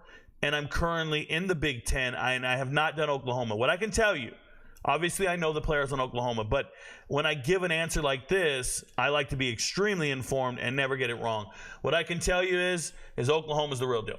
They have some great players. I love Jackson Arnold at quarterback. I love their skill position players. Getting in the receiver from Purdue, what's his name? Oh, my goodness. I just talked about him yesterday. This is crazy. They have some really good players. So if you see here, if you go to Patreon and you search futures bets for 2024, what it really is it's 30-minute episodes of me breaking down every team in America and how many games I think they're going to win. And I've broken down every Power 4 team and what I think about them. And what I'm doing is I'm giving you a win prediction that you can then go to the sports books and bet on, right? So I tell you how many games each team's going to win, who they're going to beat, and what I think of these teams. It goes on forever, man. I've put in a lot of work. This is something I would never show YouTube. This is something I'll never show TikTok. This is for the Patreon, the MVPs. And more importantly, if you want to be an MVP on Patreon, it's there. Or if you want to be an MVP on YouTube, you can get access to these videos too, because I post them on the YouTube playlist. So YouTube has a playlist called Future Bets as well on my page. If you're an MVP, you'll know the answer. So what do I think about them? I love Oklahoma and what they're building. They got to actually go out and do it. But the team looks pretty loaded. The team looks pretty talented. They're in the SEC, so they're going to be facing a lot of other great teams. I'd say Texas is probably more equipped to win this year coming up. Texas looks like the best team in the SEC. But next year, Oklahoma's going to be there, man. They're going to be very comparable, and I'm excited for them. So good luck to them. As long as they can make decisions in game time, they'll be straight. Shout out to Oklahoma. Shout out to your Sooners. And thank you for the support, Easy. Bay337 says, Rico, what do you think about ULL this season? We only have 9 players in the portal and a whole lot of Louisiana homegrown players. So Louisiana Lafayette, or the Raging Cajun, last year I thought very highly of them. I really did. But losing some players, the 9 players you lost in the portal are actually pretty damn decent. And it's pretty scary. If I go in here, you lost your quarterback, man. And so I can't really get down with you when you guys start talking about, well, how are we going to do next year? Where are they at? Are they in the American? Are they in the Sun Belt? My bad. I'm tripping, bro. I know who they are. But when Houston takes your guys, right? Houston takes Zion Chris, takes Kendrick Grant. When Houston takes a couple of your guys, it's the key guys that Houston takes. That's a problem. I hope they play well. I hope they bounce back. They were looking great. Injuries hurt them last year when I thought they were winners. They had some really freakish wins that were on top of the world. And then they had some performances that left your head scratching. You'd be like, what the hell? So I hope they just become more consistent next year and they don't ever have to look back, right? So that's how I feel about them. I hope you pay close attention to how they do in the preseason. We'll know what they do the rest of the time. So shout out to you guys. It's nice to get random questions like that. Where are we at now? Give me a second. Chat jumped on me and I got to get back about Prime didn't call. Got it, y'all. Relax. Prime didn't call his daughter stupid. He said he was, please don't spread misinformation. I like your channel. East Coast Kev. I never said he called her stupid. I didn't say he called her stupid. I said the mother was upset that he said it was stupid. Relax, man. Talking about one team gets boring after a while, to be honest, folks. Shout out to Vizzy. Rico going hard today. Slow down. I ain't erect. Anything college football related, I tune in here. There you go, John Wick. I appreciate you. All the prime sexuals in the chat. Y'all fandom is outrageous. Can we talk about football again? This isn't on you, Rico, but ESPN destroyed sports. What uniforms are they wearing? Model are they dating? Fuck, let's braid each other's hair and share stories about our... Yeah, Campbell. I don't watch ESPN. I'm sorry. I don't know what that's about. My TV's never on. You guys watch me on TikTok Live. I do my shows on live 24/7, and I never stop doing them. And I let you guys see me work. And people want to see how much you work. How hard do you work? And I'm just trying to prove to you guys that, yes, you can do this for a living, but you got to put in the hours. And you got to put in the research time. And you got to be prepared for any question at any time. And it's tough because I don't always have it in my brain, but I'm trying, right? And one thing that you can do to, I guess, alleviate some of the pressure is stop watching shit TV, man. Don't watch reality TV. Don't waste your time watching debate shows. None of that shit matters. They're going to talk about, is Tom Brady better than so-and-so 100 times a year? Who's the best player, Michael Jordan or Bron? Who would win with this and that? And who can win in a 2v2? Bron and Bronny versus Jordan and Jordan Jr. And they're going to do all this dumb shit. And you guys just got to stop watching it, man. You guys got to stop watching it. Like, seriously. You know, how many of you guys leave your TV on at night? You ever wake up at like 2 in the morning and a rerun of Full House or Roseanne is showing? A rerun of the George Lopez is on? Stop watching that shit. You leave your TV on and it gives it ratings, so then they think they need to keep that in syndicate and they let it play. Stop watching terrible TV, man. Don't watch ESPN. The only time I watch ESPN is if there's a live sports event going, and I typically watch it on YouTube Live or on my Discord server with the MVPs. And I got this shit on mute, bro. I'm providing the commentary. I don't care what they got to say. I watched the entire NFL draft, didn't hear them break down a single fucking play, not one player. You can see it. It's on the live tab here. Go to my homepage on YouTube, hit the live tab, not videos, hit live, and you will see on my live streams, bro, I watched the whole draft, didn't hear what none of them had to say. They ain't teaching me shit. They don't do sports. They stopped hiring journalists that know about sports. All they hire is celebrities that talk. And yes, they're worried about dumb shit, bro. You know why? Because they want us to talk about, can Cooper DeJean beat Caitlin Clark in a one-on-one basketball tournament? Some hypothetical nonsense. Who could win one-on-one? Let me tell you, Cooper DeJean's winning 21-0. Real quick. I've watched bum-ass failed athletes, transgender, go out there and beat all the girls. Just some bum-ass dude beating. You think an NFL athlete can't beat her? Dunk on her every time. Give me the ball. We're going to 21? 21 dunks. I'm blowing right past you, bro. I ain't got time for this shit. Lower my shoulder. Welcome to adulthood. Dunking on you. 21. You ain't getting the ball back. Winners, right? Winners take? That's over. Stop watching ESPN. First kiss. No bozo zone. Rico, is Vendarius Jacobs a good player? Don't know. Don't know, Martin. I owe you an answer. Caleb posted that weak-ass clip tagging along with Shador, and he don't play either. His daddy wasn't Prime Boy. He'd be playing NAIA. So I think Caleb is very good. I'll say this. Caleb is really small, but I think Caleb's good. But yes, it was a very immature thing to tag along with a guy who bought you a chain. I just don't like it. I don't like the teaming up and ganging up on a former player on the team. If he wasn't shit, then you don't remember him. Leave it at that. And if that's the leader of the team, let the leader of the team, the son of the coach, say something and leave it at that. Like, nobody else needs to talk about it. Everybody in here writing goes, Rico, he's defending his dad.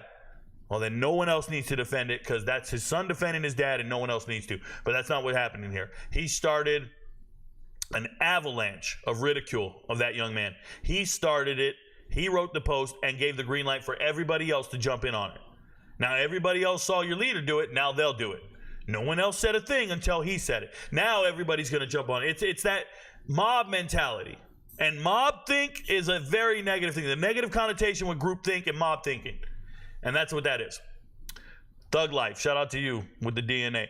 Being who you are isn't necessarily the best route to attract talent. That is 100% correct. They just rapping, Rico. They're not really about that life. Ugh. And yes, you're supposed to appease to the demographic however you want to look at it. Yeah, I think that you should really look at other programs who aren't appeasing to that demographic that way. We're not looking for rappers. We're not looking for rap fans. We're looking for football players. Hold a camp and invite some football players and let's do some drills with them and let's play catch with Tom Brady. Let's play catch with somebody else. Like, let's do that shit. Let's do football stuff. I'm going to tell you right now. People will be like, well, Rico, it's all black everything at Colorado. They're replacing the coaches with only black assistants. Everything is all black, all black, all black. Bruh, UCLA has a black head coach. UCLA, and guess what? And he's dark-skinned. Shout out to Deshaun Foster. And he hired Eric Bieniemy to be his offensive coordinator. UCLA's got all that shit. And if you go watch Deshaun Foster's Twitter, he's got like an AI video of him coming out for a concert. I think he like replaced Lil Uzi Vert or somebody, and it's him. Maybe it's who's that guy, that Astro Star dude? I don't even know these guys, right? He's doing something at the concert, and it's just like a crazy dude dancing. I thought it was cool, but he didn't do a real concert. He didn't do a real thing. It was just something to do, and I was cool with it. What I'm saying is you can appease and appeal to certain players, but when you do that, don't complain when they don't make grades. Don't complain when you get a bunch of guys who are more concerned with what chain and bag they're getting and not practicing watching film. Don't complain about it. You are placating and attracting a certain caliber of person. We don't see these things at Stanford. We don't see these things at Notre Dame. We just don't. It's not happening at Clemson. Careful, right? I'm just telling you guys, like, I'm being real. You guys ever been on a dating app? You ever been on a dating app? You're going through? No, fuck that. Let's do this. You go on Instagram.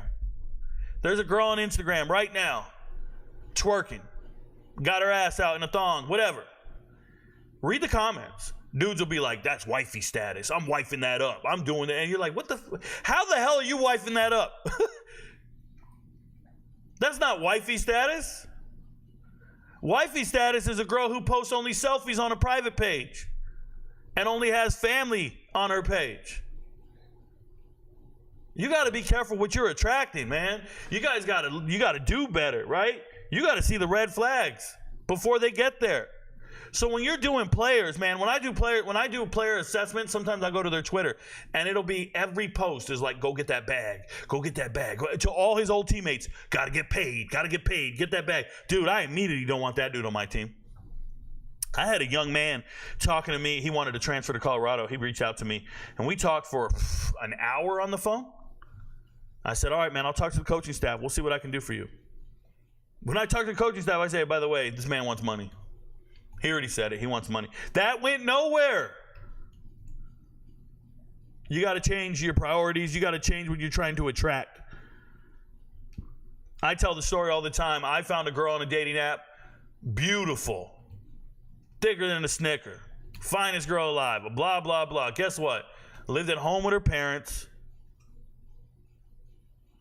Living with a sister in her spare time. No job. 3 kids, 3 different baby daddies. What am I doing?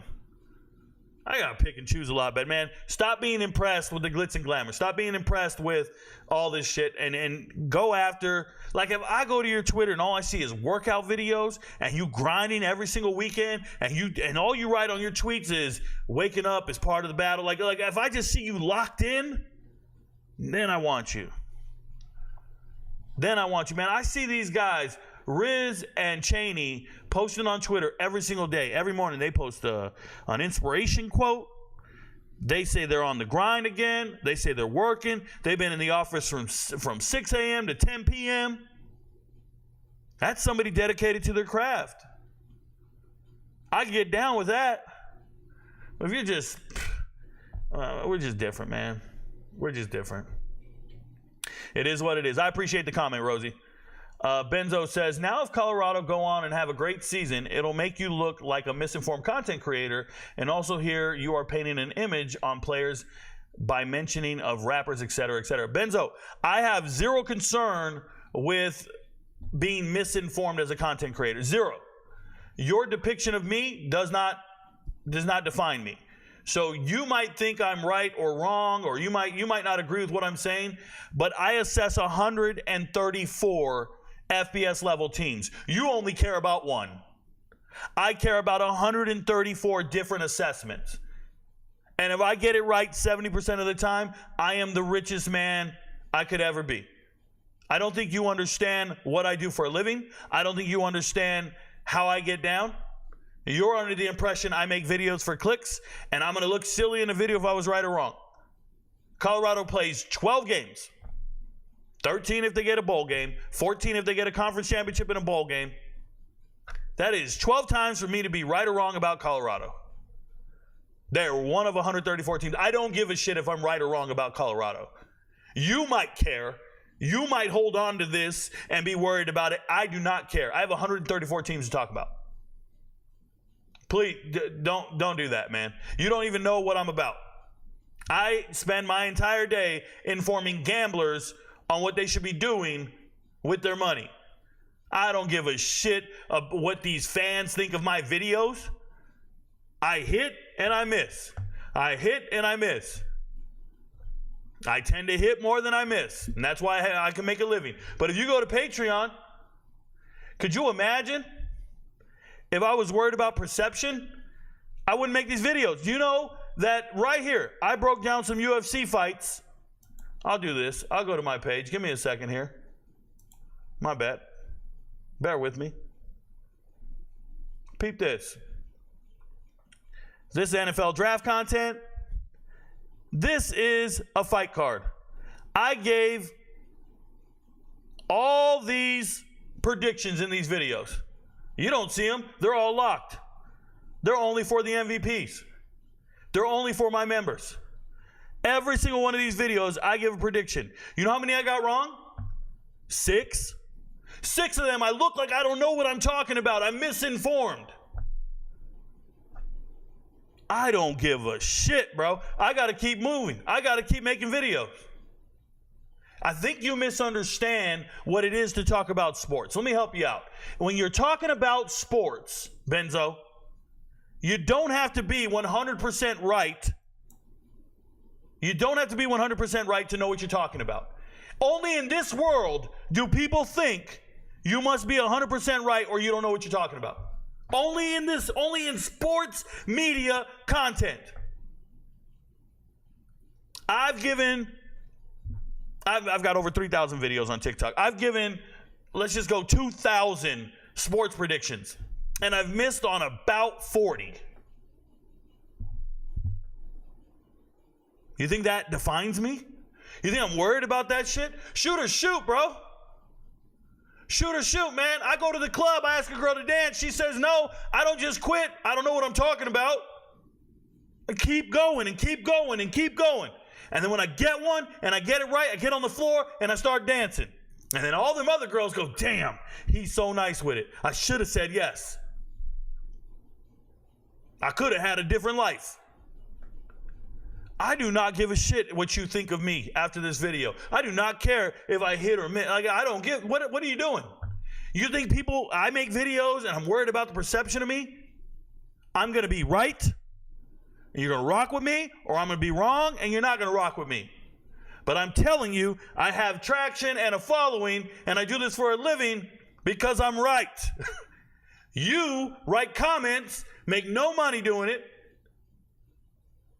And if you made content, you'd understand.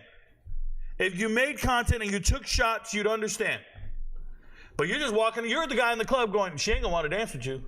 You're gonna look stupid. She don't want to dance with you. You're that dude. You're my boy standing next to me at the club saying, why are you gonna ask her to dance? Look, she's not gonna want to dance with you. You're gonna look silly. I walk over there, hey, would you like to dance? She's like, it's a girl's night. I'm not dancing tonight. All right, cool. I walk back next to you. You see, I told you, you're gonna look stupid. You're that guy. But you ain't getting no play. Nobody in here fucking with you. And me, I'm just refining my skill set. I'm just refining my ability to hit. So every video I make, every live stream I do, I'm just refining my ability to project and convey my message. I ain't worried about missing, bruh. You worry about missing. I can afford to miss. That's real. Pre-prime, there is no live stream like this for me to type in. I don't understand what you're saying, Rusty. I have a million live streams. Bro, you worked in the military talking about morals and values. We hear about the grape cover-ups all the time. Yeah, D, those aren't true. Those aren't true. I don't know what to tell you. I worked in the military 21 years. In my 21 years, we never covered up a damn thing. There is not a single thing in the world. What you need to do is stop watching bum-ass TV. Stop watching the media. There's an actual program. There's people hired to handle this issue. We handle anything. If there's any accusation, your career is essentially over. Nobody's getting away with this shit. Like all that stuff, the women who go to the media and everything, there are 400,000 people in the military. And you hear one story. We hear stories all the time. 1, 2, 3. I don't give a shit if it's a dozen. There's 400,000 people over there. How many times do you think this is happening? I want you to think of 400,000 people in a city. How many times do you think it's cracking in a city of 400,000 people? You don't know what you're talking about. What I tell you is serving in the military over 21 years as a senior leader, I know for a fact that we carry ourselves in a far different way than civilians. We don't talk to each other out of turn. We don't call each other names. We don't say anything inappropriate. I'm telling you, I was shocked when I'm around civilians and they start busting out sexist jokes and they start busting out these other things that they say to each other. We don't talk like that in the Army. Nope, not at the higher echelon. Not a chance in hell. Extremely professional, and everybody's educated. You might have an experience in combat arms or in infantry or somewhere out in the field. You might have an example. You're not at the upper echelon of the military. I can't relate to you. We're at different levels, bro.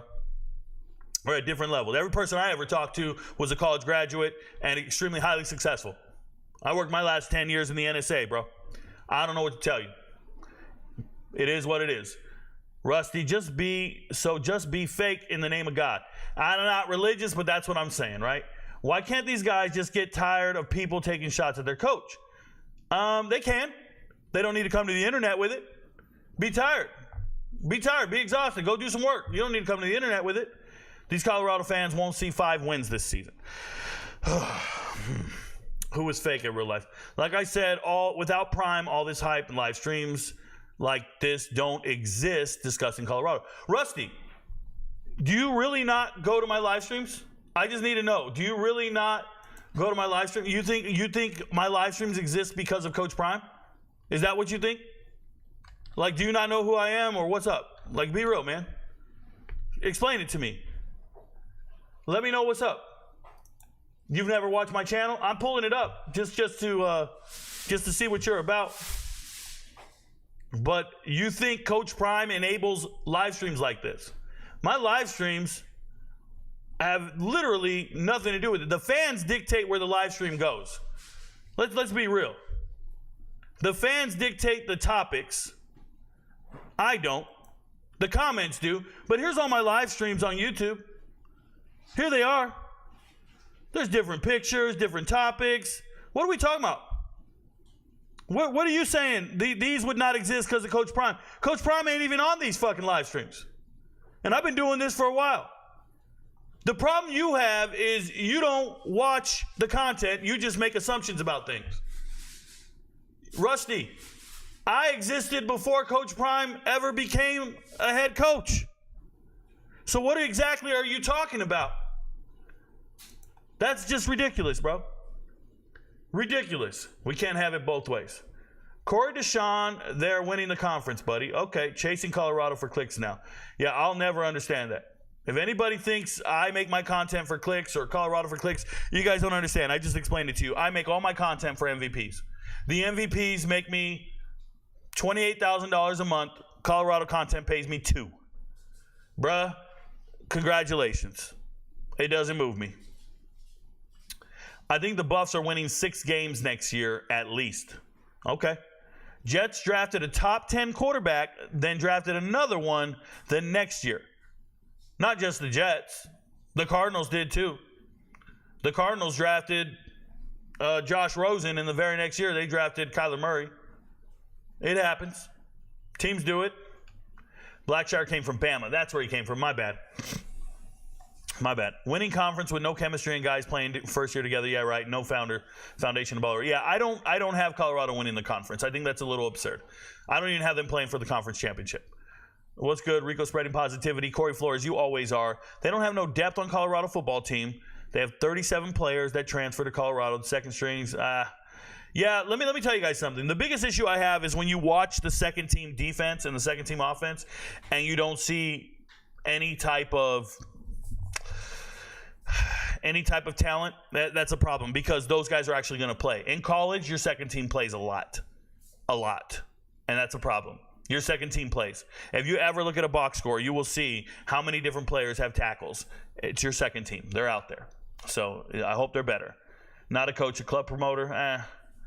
You just said Dion being honestly with himself, blah, blah, blah, acting. Yeah, I'll leave you guys alone. Both are annoying. Colt haters and Colt followers, correct, or lovers, yes.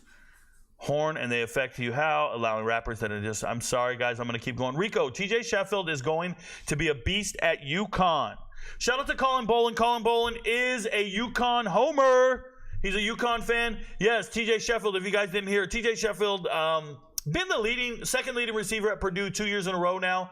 And he was initially going to go towards, he was going to Michigan State. And then he flips, and he decides he's going to UConn. I said he was going to UConn, and he was going to be great. I hope it works out. I'm excited for him. I'm looking at the transfer portal right now, and I see Avery Huff's back in the portal. Oh, my God, it's going to be hilarious. And Kendrick Blackshire's back in the portal. I know I made videos on this. I will be posting my receipts and talking about these players. And Kendrick Riscano's back in the portal. Wow, Kendrick Riscano's in the portal. That's a good running back, guys. Riscano's a good running back. Ole Miss, good running back, just left. Holy smokes. Not bad. Yeah, I hope TJ Sheffield does well at UConn. Rico, I like your channel and watch you regularly. Puzzled why you chastised Shador and Caleb when they were only responding with what the kid Smith said to The Athletic. Because it's misguided. It's misguided. It's not necessary. That kid Smith, Xavier Smith, what he said to The Athletic, let him say it to The Athletic. Keep it moving. There's nothing there. There's nothing there. You don't need to write that. Pretend like you don't know his name. Then say you know his name, but he was mid. You don't need to do any of that. Just keep it moving. It's a maturity thing. It's a leadership thing. It's what you project to others. Now, there are players getting beat at practice, and you feel that way about them, and they're on your team. All right? You feel that way about Xavier Smith, and you're showing him getting beat at practice. Well, what about the guy you just beat at practice yesterday? Now, he's not in the circle, and now if he were to transfer, you're going to say something negative about him too. That's how it goes, and you can't have that. Nope. You got to support everybody on the team. Even guys you don't know, even guys who suck at practice, you got to support them. Unless they're a cancer in the locker room and they're doing things wrong, I don't believe in it. Not a chance in hell. Bryce Young, too slow going through his progressions. Oh, I agree. Facts. I'm tired of these dudes that never played evaluating players, Rico. Yeah, it's not even that. I don't care if you played. Playing is not the prerequisite for evaluating players. I'm just tired of people being bad at their jobs and no one holding them accountable, right? Just remember, if you played, that doesn't make you like some savant about the game, or you know all the good players and you know how to evaluate talent. Not at all. That does not make you good at that. If you played, that means you're very athletic when you were a kid, right? If you were a 4 or 5 star player, all that means is you were very athletic when you were a kid in high school. That's what it means. Like, by definition, that's all it means. It does not mean you have the ability to evaluate talent. It does not mean you have the ability to teach. It doesn't mean you should be a coach. It means you were athletic between the ages of 14 and 18 years old. That's all it means. So when people tell me, well, that guy was 5 stars and he was this and he was that, it's like, bro, please understand what you're saying. You know who I think is the best at evaluating talent? People who consistently get it right. People who consistently get it right. That's who I think is the best at evaluating talent. Those are the people that should be employed to evaluate talent. Those are the people that should not be ridiculed or lose their job for evaluating talent. I'm just saying, I just know of somebody out there who consistently gets it right. That's what I know. And then there's people who miss all day long. Didn't move the goalpost at all. I was responding to Rico's rapper scenario. Okay, Parappa the Rapper. Horns will sit back and get ready to bust the gut. You chimed in to start a prime bashing convo with me. Oh, relax, guys. What do you feel on Alabama?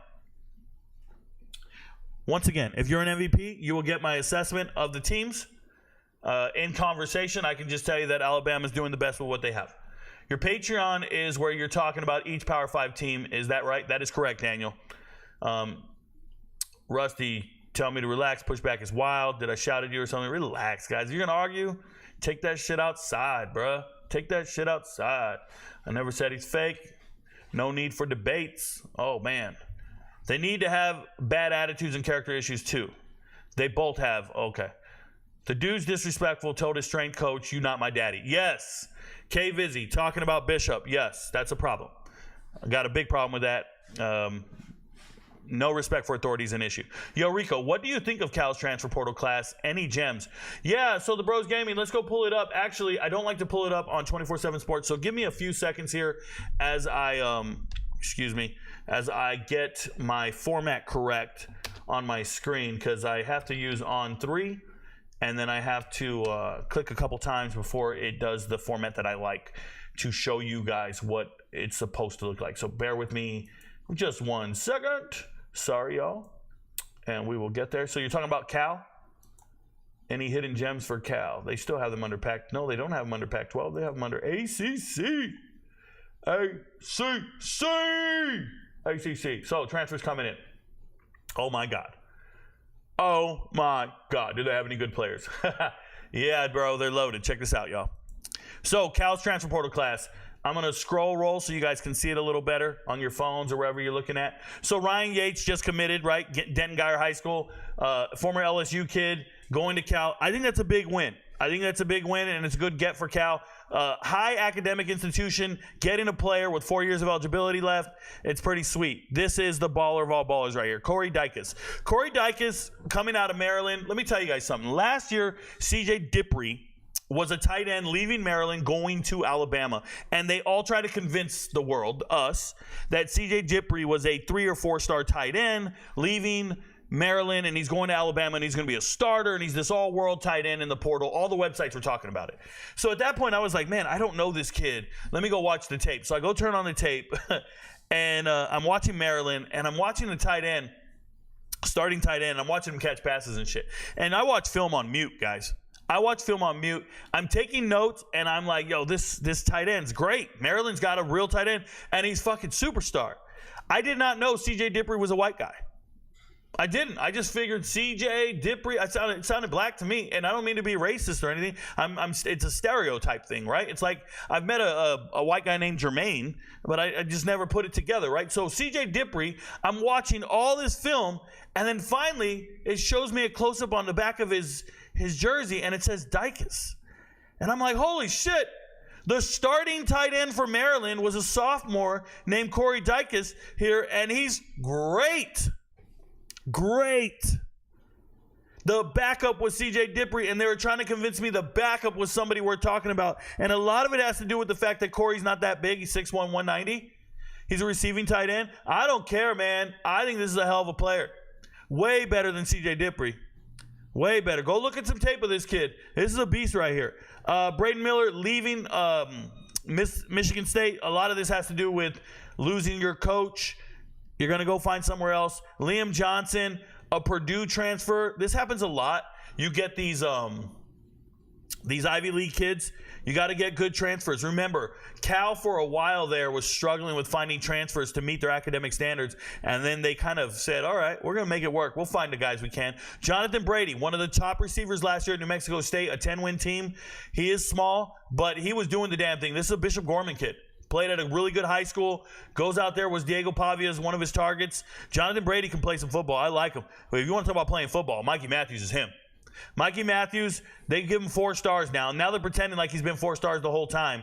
He was a 3-star wide receiver coming out of high school, and he's the guy I made a video on. I told you, this guy's better than Cormani McClain. I watched them line up at practice, and I showed you one rep where Mikey Matthews dusted Cormani, and Cormani could not catch up. And everybody was like, yo, Rico, who is this guy? Mr. Consistent.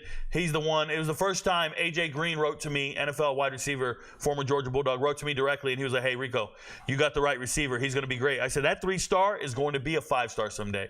And after one season, he transfers to Cal. Cal's got themselves a hell of a tight end and a hell of a receiver, and Jonathan Brady's good too. So far, really, really good. It doesn't get much better. I'm going to show you guys something, though. Kadarius Callaway, they give him 4 stars. He's not a 4-star guy. Yes, he was a really good running back at ODU last year, or their leading rusher. He's not as good as the tape looks. He's a former Alabama running back. Not that great. If you ask me, just doesn't stand out to me. It is what it is. Tobias Merriweather, once again, another receiver at Notre Dame that didn't pan out. I don't think he's that great. Rush Reamer can play some football. This guy's a stud, and he wants to get drafted. So he's a stud at Montana State, transfers to Cal. This guy can play football. Is mean on tape. Marcus Harris, another Big Sky guy coming from Idaho. Love everything about him. Love everything about Marcus Harris. Tape looks legit. The only thing is he's 5'10". I don't care. This one really surprised me. I didn't think Chandler Rogers played that great in the Eric Morris offense. He had good stats, but he's small, and I just didn't know that he was going to transfer from North Texas to Cal. I thought Cal liked their kid, Fernando Mendoza. He eventually won the starting job, but then they go and sign Chandler Rogers, and I'm just a little perplexed by that. If it happens, it happens. UC Davis, Teddy here, Buchanan, I don't think he's that good, but he's got good size for a linebacker. So getting Chandler Rogers, is he going to be the starting quarterback? If he is, I hope he continues to play great.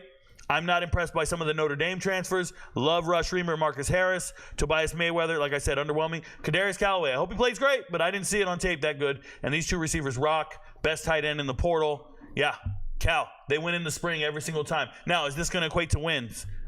I've already made a video about Cal on the on Patreon, so I don't want to have that discussion. But that's my breakdown on the transfers at Cal. So there you go. All right, thanks for the question. I appreciate it. Sorry if I got a little long-winded on Cal and you guys don't give a shit about that information. I hope you do. All right, we didn't lose too many in the chat. We'll keep going. Shout out to you, the Bros Gaming. We haven't seen enough to say Cremani has NFL potential. I believe that's a fact there, Rusty. Cal is going to ACC conference this year. Correct. That sucks. Xavier Worthy went to Texas because transcripts last second. Yeah, he still can't catch a football. How do you feel about the moves Georgia State is making? Ricardo Williams, getting a new head coach is tough. And it doesn't matter what they do. Who's their running back? Who's the kid? I love him. The kid from Maine who balled out in the bowl game. My God, what's his name? I just talked about him the other day. Oh, that irks me because I just talked about him. What's his name? The kid he was third string, backing up Marcus Carroll and KZ. I don't like I hate forgetting stuff. I literally just brought it up 2 days ago, and we bet a ton of money on him in the bowl games. Freddie Brock, my bad. So the biggest issue with Georgia State is going to be losing guys like Kamari Carter, losing Jakari Carter in the wide receiver portal. The biggest issue is going to be losing, obviously, Marcus Carroll. Darren Granger graduated. I'm sorry for saying so many times. There's just a lot of pieces that are missing for them to be competitive. But Freddie Brock is him, bro, and I hope they don't bench him anymore, and I hope Freddie Brock is not backing up anybody anymore. That's a very good running back. What he did in the bowl game was special. I told my MVPs, hey, I believe in this kid Freddie Brock, man. We ought to look into him. Let's bet on him. And he goes out there, and I think he rushed for over 200 yards. I said, ladder his yards, and he went for, 276 against Utah State. It was so amazing. We won a ton of money that day. Shout out to the MVPs. You know who you are. That was a good day. It was a good day to be. Today was a good day. I really like it. Let me go back to chat. Sorry about that. Pump, boom, boom, boom. Did I miss something? I don't think I did. All right. Sucks that. Facts, he gonna be a leech. Facts, she gonna be a leech. There you go, K-Vizzy. Yo, Rico, who is the guy that has a low portal ranking that could have a big year this year? You're gonna have to give me a position because there's tons of them. You're going to have to give me position. PSU, Mitch, give me a position, and I'll give you a name. There's so many zero-star guys that are going to have a good year. If I was to pull up the transfer portal and just go look at the zero-star guys, it's everywhere. There's a ton of them, dude. I'm not even, stalling or nothing. I'm just being real. Every single position has a zero-star guy that's going to have a good year. You know what I would recommend you do? You asked that question. I have these episodes on the live tab, PSU, Penn State Mitch. I have these episodes on the live tab of each position group. It's entire episodes. Go watch them.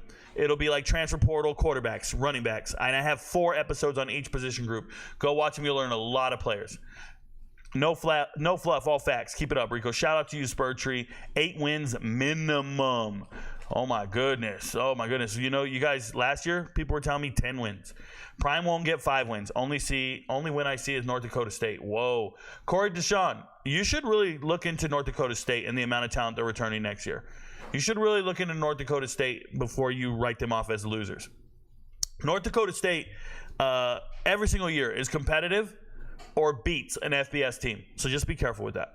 I guess it's a rule that Prime haters have to LOL or type emojis on all their comments. Oh, I can't relate. You don't know the roster, just a hater. Speculation that that's all the content creators do. Yeah, not worried about it. The roster is way better than Terrell, T-H-A-N. And yes, some rosters are better than 5 wins. Some rosters are better than 10 wins. You know, have you ever seen Texas A&M's roster? It's absolutely amazing. If you look at the players and look at their recruiting and their analysis and their projection and potential, Texas A&M's roster is amazing. They don't get 5 wins. And if they do, it's because of the out-of-conference schedule. I see the roster and the practices. Only dog is Hunter. You don't know football, Terrell. Corey is not incorrect. Corey's not incorrect. He's just being a little bit hyperbole. You're wrong again, Rico. I know players who play at Colorado who said Cormani's car and clothes smoke like weed. Yeah, marijuana is legal in the state of Colorado, and I'd imagine a lot of people smell like weed. You know, I used to go running. I lived on the Strip in Vegas for a month or two. I was there at TDY doing some mission work at a place nearby, and every single morning I go for a run. And on one of those days, I went for a run in the morning. I would run the entire Strip. No shirt on. I'm just running. That's what Rico does. I just run miles and just go out for a jog.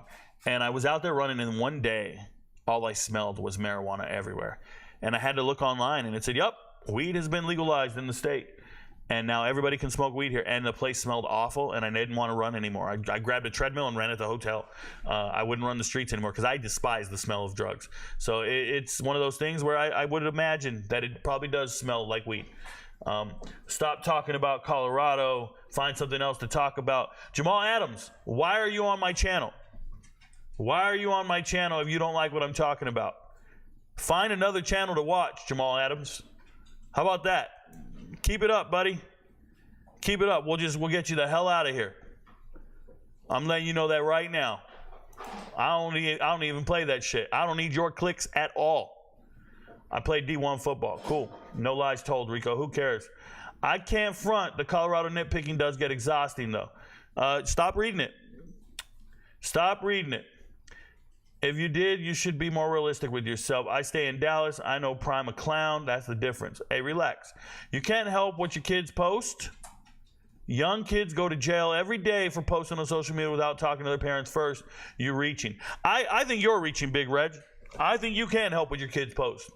I think you can help what every team posts. With guidance, with leadership, with implementing morals. You can definitely help what your kid posts. If you didn't give any input, your kid would post whatever the hell they wanted to put. The more effort and guidance you give your children, the more likely you are to help them post the right things. Yes, you can help when your kid posts. You know, my father is in his 60s, and he'll text me and call me, and he'll give me his advice, and that technically helps what I post. It does. Colorado, and I'm not above it. Colorado might not win a game in November. Steve. Shout out to Steve, friend of the channel. Steve, you sound like you know football, Steve. I have Colorado not winning a game in November. I've already told this to all the Colorado fans in a spaces that they had me hosting. I told them I don't see Colorado winning all the games in September. Or no games in November, excuse me. Prime being a clown has nothing to do with wins. I don't know what's going on. Clown running a circus. Y'all calm down. Oregon was huge. Oregon was a playoff team. Actually, false. They weren't. Technically, they weren't. They were great. They only lost to Washington, but they technically weren't a playoff team. But that's the example there, and that's what it is. This ain't the same team, and you know it. Look at these guys. Look at these guys. What I know is you guys won't be on my channel next year if it is. You guys won't be on my channel next year if they win. If they lose, you'll all be missing because you guys are groupies, bruh. Okay, man, we get it. Ducks, in fact, did not make the playoffs. Y'all Prime haters are groupies too. Hey, somebody's getting laid. Shiloh was talking big-ish. Relax, all this, guys. I don't care. This is pre-recorded. Nothing's pre-recorded. I'm reading the chat. We just take our time. We let it all load up. Nothing's pre-recorded. What the hell's wrong with you? This is pre-recorded. Who are these dudes? Who are these people who've never been in my live stream before? Who are these guys? Excuse me, the chat jumped on me. I got to go back and find it.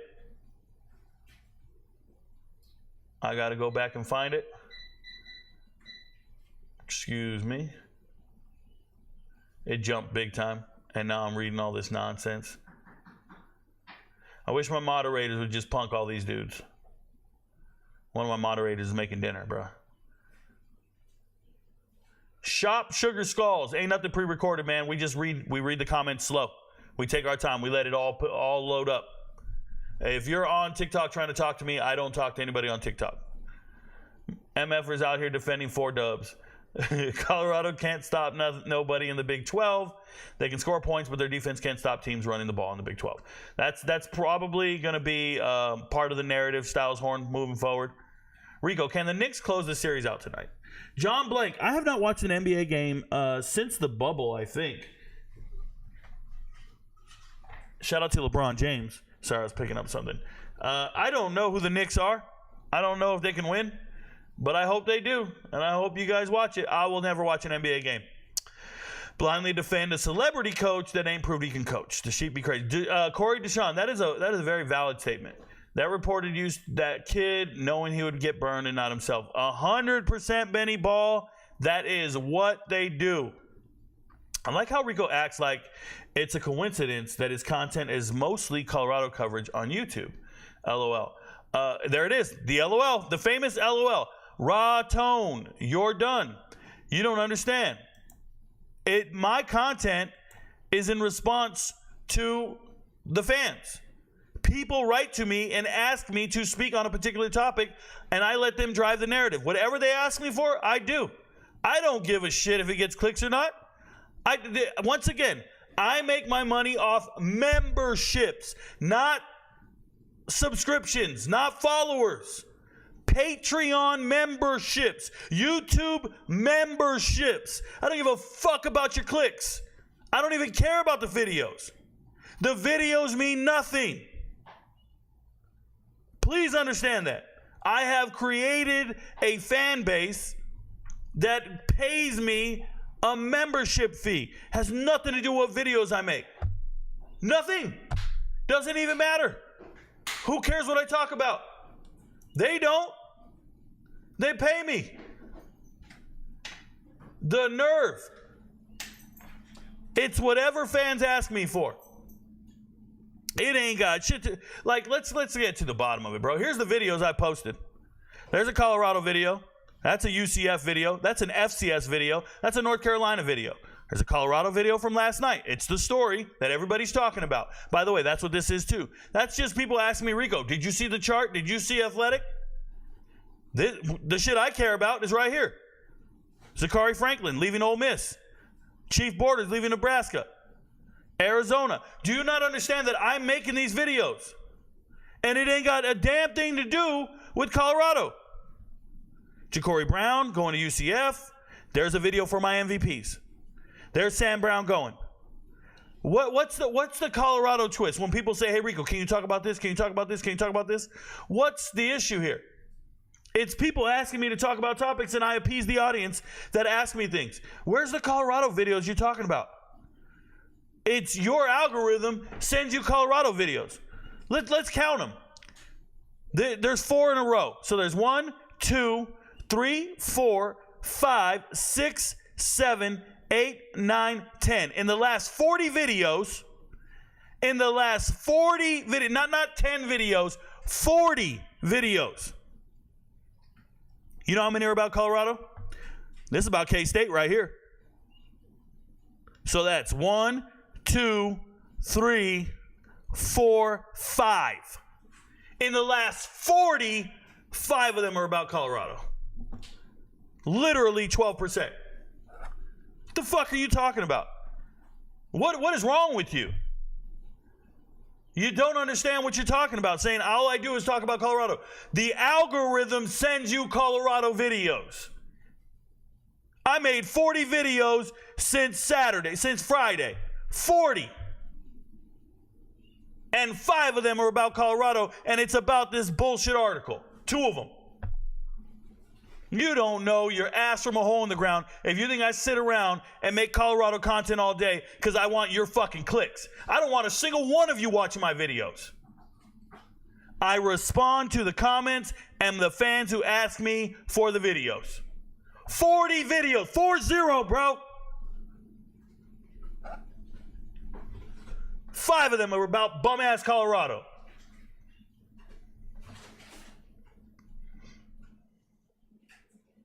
And now you can't talk again, buddy. A bunch of caps. Someone said Travis doesn't participate in the clown stuff. They must have missed a video when working out with the military. Touche. Touche, Marlo. Corey the Clown follows Prime. Okay. Thoughts on Penn State football? Just did a video on Penn State just the other day. I think Penn State's a quality football team. I think they're doing the best they can. I think you might be disappointed in Penn State this upcoming season. I don't think too highly of Penn State personally as far as the talent goes in certain position groups. Their wide receivers look like that of a group of 5 team. They don't have really good wide receivers. I think the offensive line is going to be struggling this year. Obviously, the running back room's loaded. I'm not a big fan of their quarterback. Tight end is great. Defensively, they look good. Secondary has some problems. But other than that, they're fine. They have a really good secondary coach. They'll figure it out. It's Penn State, bro. They'll do their best. Way too early playoff predictions and national champs. Drum Major, I have never made a playoff predictions or national champ prediction in my life. I do not do that. You're on the wrong channel. I have never tried to guess who's going to be in the playoffs or the national championship picture. I don't know who's going to be in conference championships. I don't even know about that stuff. It's pretty simple. National championship has 3 teams that are the favorites right now. And other than that, I'm not drawing up the rest of the playoffs. So obviously Texas, Oregon, and Ohio State are the front runners for the national championship next year. Hands down. He watches all the practices just to hate. Oh, Rico, how could you cut a player? How would I cut a player? A couple things, Ratty Cool TV. If I was a head coach and I was cutting a player, the first thing I would do before I cut the player is I would get as much practice film on that particular player as possible. Meaning I would have someone on my staff in charge of creating highlight tapes for the players. Therefore, I would be setting up that player for success at his next school. So I would tell the young man, I would bring him in. I would tell them that, hey, you're being cut, right? You're no longer a part of our plan moving forward. But here are the following things we have for you. I would teach him or help him enroll within the transfer portal, ensure he clears admissions, and then I would give him a link that he could share with coaches of all his best plays and his highlights while at the university. So I would have somebody allocated to creating that video for him so the players don't have to try to do it themselves and post it on their Twitter. They can just get the link that was pre-made by the coaching staff that helps them land on their feet at the next school. That's my gesture that I would give to every player departing the school and the program. And I hope coaches are doing that. I know they're not, but I wish they would. Sensitive ass. Hey, Rico, get these. Relax. You guys don't all have to agree, right? I'm the show. The crowd isn't. Colorado got 2 more new recruits coming. Someone hinted. Yeah, I saw it. Congratulations. 4 wins got these boys hyped. It's not about 4 wins. Rico, what are your thoughts on Georgia so far? I think now that Saban is out, they can win it all. Saban had nothing to do with them winning it all. Michigan won it all. Saban had no reason, right? Are you referring to winning it all like the SEC winning it all?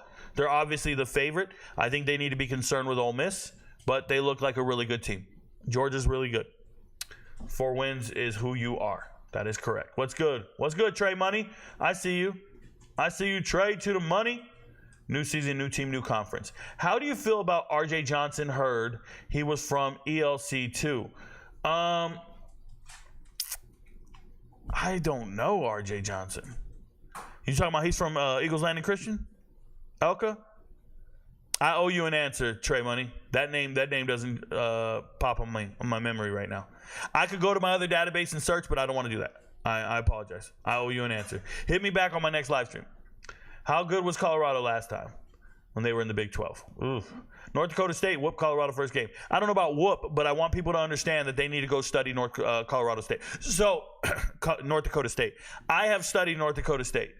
because I give answers to MVPs, because we bet real money on these games. It's not just two people talking and being like, hey, I think this team's better. No, I think this team's better. No, we're better. No, we're going to blow you out. No, we're going to win. I can't do that. I need to sit down and analyze the teams because I need to give an answer to 1,000 people over here that are about to bet on it.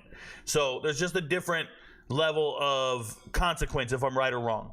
So I'm going to tell you that I've studied North Dakota State at length and in detail, and I would hope that Colorado is preparing for that game like they would any other, because it will be a football game. That is a very good team. It is what it is. And yes, I know their receiver just jumped in the portal. Congratulations to them, but that's not why they're going to be good. Their wide receiver is not why they're going to be good. They lost Phoenix Sproles last year. It didn't make a difference. They have a really good nucleus on the defensive side of the ball. Really good. Go look it up.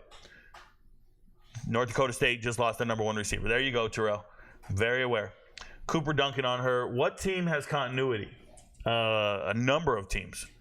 Are you serious right now? What team has continuity? Virginia Tech is returning 21 of their 22 starters, something like that. Virginia Tech has an insane amount of continuity. So does Oklahoma State. Their continuity is real. Indiana has continuity, even with the transfers, because they're all coming from JMU. Those three stick out to me. Texas has continuity. Ole Miss brought in a ton of transfers last year. They're still there. Yeah, there's some really good teams with continuity. Wide receiver don't have nothing to do with the trenches. Correct. Y'all suck in the trenches. Every Big 12 team got better chemistry than Colorado. Not BYU. Not BYU. Corey is a prime hater. Houston has like 30 transfers. What's your criteria for chemistry when all teams are losing 10-plus players to the transfer portal? So, yes, I want people to understand Houston has 30 transfers, but that's because they got a new head coach, and they're changing out the caliber of player that they're recruiting. And that's what happens when you get a new coach. You kind of get a flush out of some of the players and you go from there. But there are teams with obvious continuity in certain position groups in certain teams, and then there are teams with glaring holes. Daddy Ball doesn't seem to do it. Yo, Rico, what about J.J. Henry transfer out of Ole Miss to ACU? I want to say I made a video on J.J. Henry, and if I didn't, I apologize. I owe you an answer outside of the fact that I might have already made a video on it, and I don't want to contradict the video. So, Juicy, hit me back, man, and I'll either point you to the video or I'll make sure I have the right answer. I don't want to say anything negative. Daddy Ball works when your son is NFL caliber. I don't think Daddy Ball works, period. Don't ever say that again. Is Alabama not a real team because they don't have chemistry and continuity this year? A lot of people have Alabama in their top 10 and their top 5. I will tell you that I don't agree with Alabama's predictions. I think Alabama may have a difficult year. There you go. Dang, Corey, the hate is spewing. Rico, why are the fake Colorado fans dissing the guy saying he's mid? He went down a level to Austin P and balled out. Yeah, the fake fans don't matter, bro. They're just a bunch of kids. They don't understand. You got to ignore these types of people who just go online reading old articles. He's outdated. I don't know what's going on, Benzo. I don't see it nowhere on the schedule. Let me tell you where it's at. Talk about J.J. Henry transfer out of Ole Miss to ACU. Like I said, I owe you an answer, bro. Please don't repeat your stuff. Everybody be patient. Rico, thoughts on Gabriel Murphy? None at all. Dion Daddy Ball Campton. He went to 4 wins down to the trenches bad. Yeah, just let it go, man. Let it go. Let it go. Red flags 100. You on the portal, kids. Your thoughts, please don't repeat it. And I'm telling you, I'll get back to you, man. Black folk fall for anything. Yikes. He had to be Jordan Seaton. Can't blame Dion on this. You guys, let this shit go, bro. I'm not going to read all your arguments back and forth. I'm just going to skip it all. And if I skip people's stuff, who will have the best record? Colorado and Syracuse. I have not sat down and checked Syracuse. I've already looked at Syracuse and their win-loss total, but I don't know about them in comparison to Colorado. I'd say Colorado's probably primed to win more games than Syracuse, but not by much if it's going to happen. Trash, 2 clowns. I'm not a fan. Oh, actually, I think I have Syracuse probably not winning many games. So I think Colorado might win more. Yeah, I said not by much, maybe 1 or 2. Rico, how do you feel about Kendrick Blackshire re-entering the portal? I can't wait till you guys see my video that I make on that, because I already told you it wasn't going to work out with him at Texas. I can't wait. I told you he couldn't play football and he had no business going to Texas. I was right again. So that's how that goes. My man is ranting to Benzo still. Haha, legendary. It is what it is. Exactly, Styles. Yeah, Benzo got crushed. Is a disaster. New offensive coordinator clown, bad plays. Relax, guys. This cat just want to defend Dion. Man, don't even know instead of actually evaluating what's going on. Yep. Get on fire. New offensive coordinator means no chemistry. Yep. I'm a Georgia fan who also follows Colorado and stay informed with the news. How are you refining by jumping to conclusion and contradicting yourself? You assume you know what people think and just did it. Benzo, I don't care what you say, man. Benzo, go make a video, bro. Go make a video and see if anybody's rocking with you. That's all you ever have to do in life. We all have cameras. We all have phones. You can make a channel too. Make videos and see if anybody agrees with you and see if anybody's rocking with you. Just make a video and be like, yo, I'm going to tell you guys everything about Colorado and Georgia and make your predictions and do your assessment of the situation. I'm wrong. I'm uninformed. You're informed. So make videos about your informed take and then see if anybody gives a shit. That's all you got to do. That's all I ever did. That's it. Go make your own channel. Go give your own take and see if anybody's rocking with you. And I'll be over here. I'll be over here missing and getting it all wrong, as you say. Newsflash. One of us is going to be doing this for a living and another is going to be watching. I won't watch your channel. Get them, Rico. I feel you, long report. Rico, please stop responding to them on foolishness. My bad. I agree. Don't get these kids material. I'm going to let it go. You can't compare grown and brawny. 2 makes plays, Brony. I can't do this. Travis Dodge tackles 2. I agree, but I don't agree with telling certain teams and coaches to act a certain way who would have no one to root against. Makes it entertaining. I don't root against anyone. I've never booed anyone in my life. I don't really cheer for teams. I cheer for players.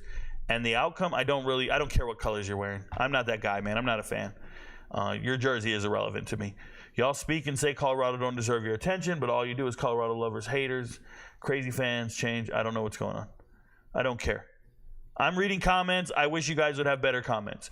Rico, thoughts on Marty Mappel and Kyle Duggar duo? They representing them smaller schools. Moose, NFL, Moose NFL. So obviously Marty Mappel for me is one of the greatest FCS players of all time out of Sacramento State. I love him. I think he was the greatest safety in the draft 2 years ago or last year. I'm a big believer in Marty Mappel. I hope he comes into form.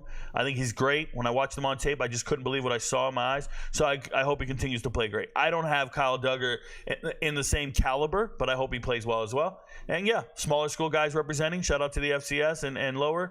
And shout out to anybody who knows these players. So good on you, Moose. The transfer portal is the new JUCO. Yes, they're equivalent. Alabama got 3 of the top 10 corners in recruiting. That's a program that's about the business of football. So, yeah, I don't like anything like that. I don't like anybody saying that. 3 of the top 10 corners. The rankings are wrong. We know the rankings are wrong. They've been wrong. So they just got 3 recruiting. They got 3 corners. Just put it like that. It's not 3 of the top 10. It's 3 corners. 2 of them are going to transfer after they don't make the starting lineup, so it really doesn't matter. Alabama fans, like Corey Deshawn here just wrote, Alabama fans were bragging about getting Des Ricks just last year, and he's already gone. So you don't get to brag about all the players you signed. That doesn't matter. How many players are in your 2 deep? How many players are going to be on the field and contribute?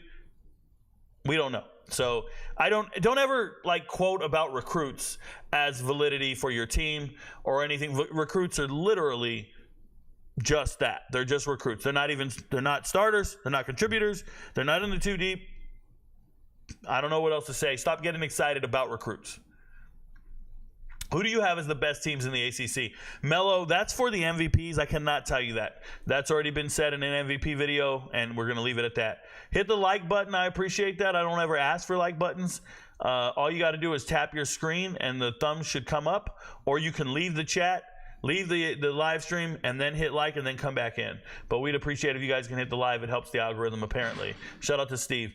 Florida State, Clemson, and Miami are the best teams in the ACC. Styles Horn, I don't agree, but shout out to you. Hit the like button, people. You can do it.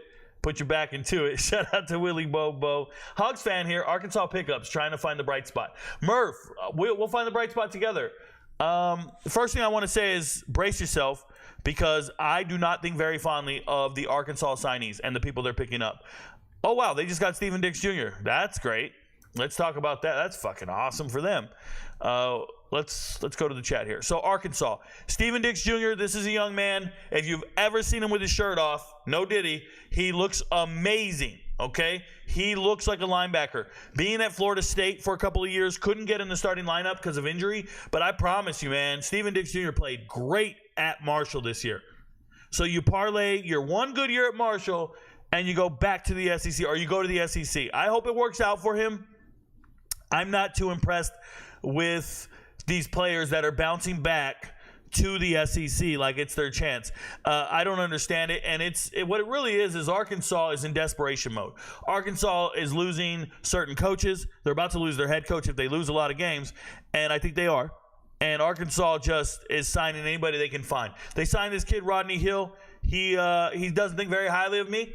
I don't have anything too positive to say about him, but he wrote to me on Twitter and said, "You don't know what you're talking about. You don't know me like that." Da, da, da, da. Here's what I know, man. You enrolled at FAMU just to stay academically eligible, had no desire to play there. This is your third school transferring in the last year or two. This is a kid who was at Florida State, demanded some NIL money. They didn't give it to him, so he had to hit the portal. He's been looking for a paycheck. I'm sure Arkansas has some money for their players, and they went out and did it. I'm not impressed with that signing at all. More power to him. Larry Wirth on tape does not pop for me, but more power to him. Miguel Mitchell coming over from Florida. Another guy that doesn't really pop for me, but I understand. I just think they're underwhelming signings. Juncash is a stud. Anton Juncash right here, this edge rusher, coming in from Albany. This guy can play football. He's a sack artist. I love everything about him. Jaquindon Jackson, former quarterback in high school, played at Duncanville, was one of those 5-star kids or 4-star, high 4-star kid. I thought he was 5 stars. They could make him 4-star, but he's 5 stars. And he went to Texas, was this dual threat quarterback. Ended up moving. He got injured at Texas, tore his ACL. Moves over to Utah. At Utah, they realize he can't play quarterback. He's not better than what we have, right? They have some amazing quarterbacks. So he decides, well, they can run. Let's get him in the running back room. He is 6'2", 220. He is a little too vertical for me. He does stand a little too vertical, and he's fragile. He's huge, dude. He's got big old arms. He looks like the part, but he looks like Derrick Henry, but he's not as durable, and he's injury prone like a mother flipper. I'm just letting you know. Marquis Robinson, good player. Surprised to see him go to Arkansas, but congratulations. Jordan Anthony, another receiver who just doesn't learn that, like, you're fast. I got it. Jordan Anthony's fast. 10,500 meters, 10,400 meters, whatever he is. Super fast kid. But when you go to Kentucky and you can't see the field, then you go to A&M and you're not contributing. And now you're going to Arkansas. At what point do you realize you don't belong at this echelon of football? But you keep going, and you keep going, and your whole career will pass you by, and you'll never see the field. That's how I feel about Jordan Anthony. Xavier Sori is a recruiting miss. Been at coming out of IMG, been at Georgia, recruiting miss. I don't know what you're doing. More power to you. Got another recruiting miss in Addison Nichols. Was one of the star offensive linemen coming out of Greater Atlanta Christian High School, and then he went to Tennessee and just had the bench. Nothing to write home about. Fernando Carmona, very underwhelming transfer. I looked at all the tape at San Jose State, saw nothing. I believe he's a JUCO guy, but I saw nothing that warrants this signing, and they signed him anyways. Not cool. Not. I don't even get it. There is Keyshawn Blackstock. Don't get that signing either. This is a good signing. Taylor Green can play football. Taylor Green's a beast. So they went and got Taylor Green. He beat out Jacoby Criswell, and the rest is history, right? When you start looking at Arkansas and what they're losing, Jacoby Criswell left, Snacks Johnson left, and these guys, I don't know why Jacoby Criswell is going back to North Carolina. I talked to him about it. I made a video about this on YouTube. Talked to him about it on Twitter, and he's like, timing was just off, whatever it is. And I'm just like, yo, I don't understand that. He's been in football for a while now, since 2020, has never played because he just keeps transferring to different schools and sitting on the bench. This kid could be an all-conference group of 5 player, but instead he just keeps sitting on benches everywhere he goes. And he's going back to North Carolina. He was already there before for 2 years, sitting the bench. Went to Arkansas, sat the bench. Now he's going back. They must have promised him something. I don't know. It doesn't make sense to me. More power to him. Snacks Johnson leaving, going to Baylor. Baylor's in desperation mode. They're going to fire their coaching staff soon. Torian Carter going to Colorado. He's a good player. He's a big body kid. You need big body kids. AJ Green, he's in a cast right now. He is injury prone. Fast as hell. AJ Green is extremely fast. Was going to go to Oklahoma State to be the backup. I don't know when he's going to be able to go, but he's pretty damn good. Jaheim Thomas, NFL linebacker, going to Wisconsin, pairing back up with his old coaching staff. He was with Luke Fickell and the boys at Cincinnati, former 4-star kid. This is a beast of a player right here. I love everything about Jaheim Thomas. When I watch tape, that guy's the dude right there. KJ Jefferson going to UCF, the starting quarterback there. Jordan Crook going to Arizona State. This got to be a favor. It's a favor. Duncanville wide receivers coach is the son of the Duncanville head coach. So he's just getting one of Dad's old players. This is not good. Jordan Crook, to me, is not a power 4 player. I just don't see it like that. Rocket Sanders going to South Carolina. Losing Rocket Sanders hurts. Jaheim Sanders. Chris Paul Jr., decent player, but, young in the starting lineup. I think it was second or third on the team in tackles, second best linebacker on the team, and you're going to Ole Miss. Like, Ole Miss is just cashing in on the young studs and paying them good. He's not as good as Jaheim, but, Jaheim went with the coaching staff he trusts. This man went after the money. More power to him. Rest of these guys, don't move me. Samuel Mbake, total bust. Out of North Cobb, other wide receivers. It's weird because Mbake's here, and his teammate in high school was Dylan Morissette, the other wide receiver out of Georgia. And so Morissette, Mbake, and Singleton, they all came to Arkansas. Well, Singleton came to Arkansas with Mbake, and it didn't work out. So now Mbake's here. He might be a grade casualty. He might be something. I don't know. Some of these guys, just so you know, they've already signed somewhere else, and On3 just doesn't have it. On3 just doesn't know. But it's a lot of recruiting misses, and it's a lot of guys leaving Arkansas. It doesn't matter. Arkansas is probably going to fire their coach and have to hit scratch and start over from scratch next year. So it is what it is. But that's their transfer portal breakdown. Thanks for asking. Sorry for going so long and talking. I know sometimes when I make these live streams go this long, people just leave and don't care anymore. But if you're a football junkie and you're in here, I'm with you, man. I'll answer all your questions and help you out. So shout out to you guys. And I appreciate the question. Shout out to you, Murph. Thank you for being here. What program is going to fall off the hardest in 2024? Hate to say it, but I think it's NFSU. Mike D. Yeah, New Mexico State's probably going to fall off the hardest. 10 wins to nothing is a problem. Losing your coach, losing all your best players. I would say they're going to fall off pretty hard. San Jose State will fall off pretty hard next season. At least that's how I feel. It's unfortunate, but it's probably going to happen. And they weren't even that high to begin with. I'm trying to think. Teams that were at the top of the mountain that'll be falling pretty hard. I don't want to give away anything, but I think Florida State's going to fall pretty hard. Washington. Let's see. Michigan. I'm trying to think. That's where I'll go with those. I think those teams are all going to have a really big problem maintaining the level at which they played last year. Hey, Rico, how do you feel about Armarion Walker hitting the transfer portal again? The repeat transfer portal guys, I just don't know who's advising them. I don't know what's going on. That's how I feel about it. I just wish that they had better guidance for real. Any thoughts on the guys Coastal is bringing in through the portal? On3 has the D1 transfer, but they're bringing in a ton of D2, 3 JUCO transfers and freshmen.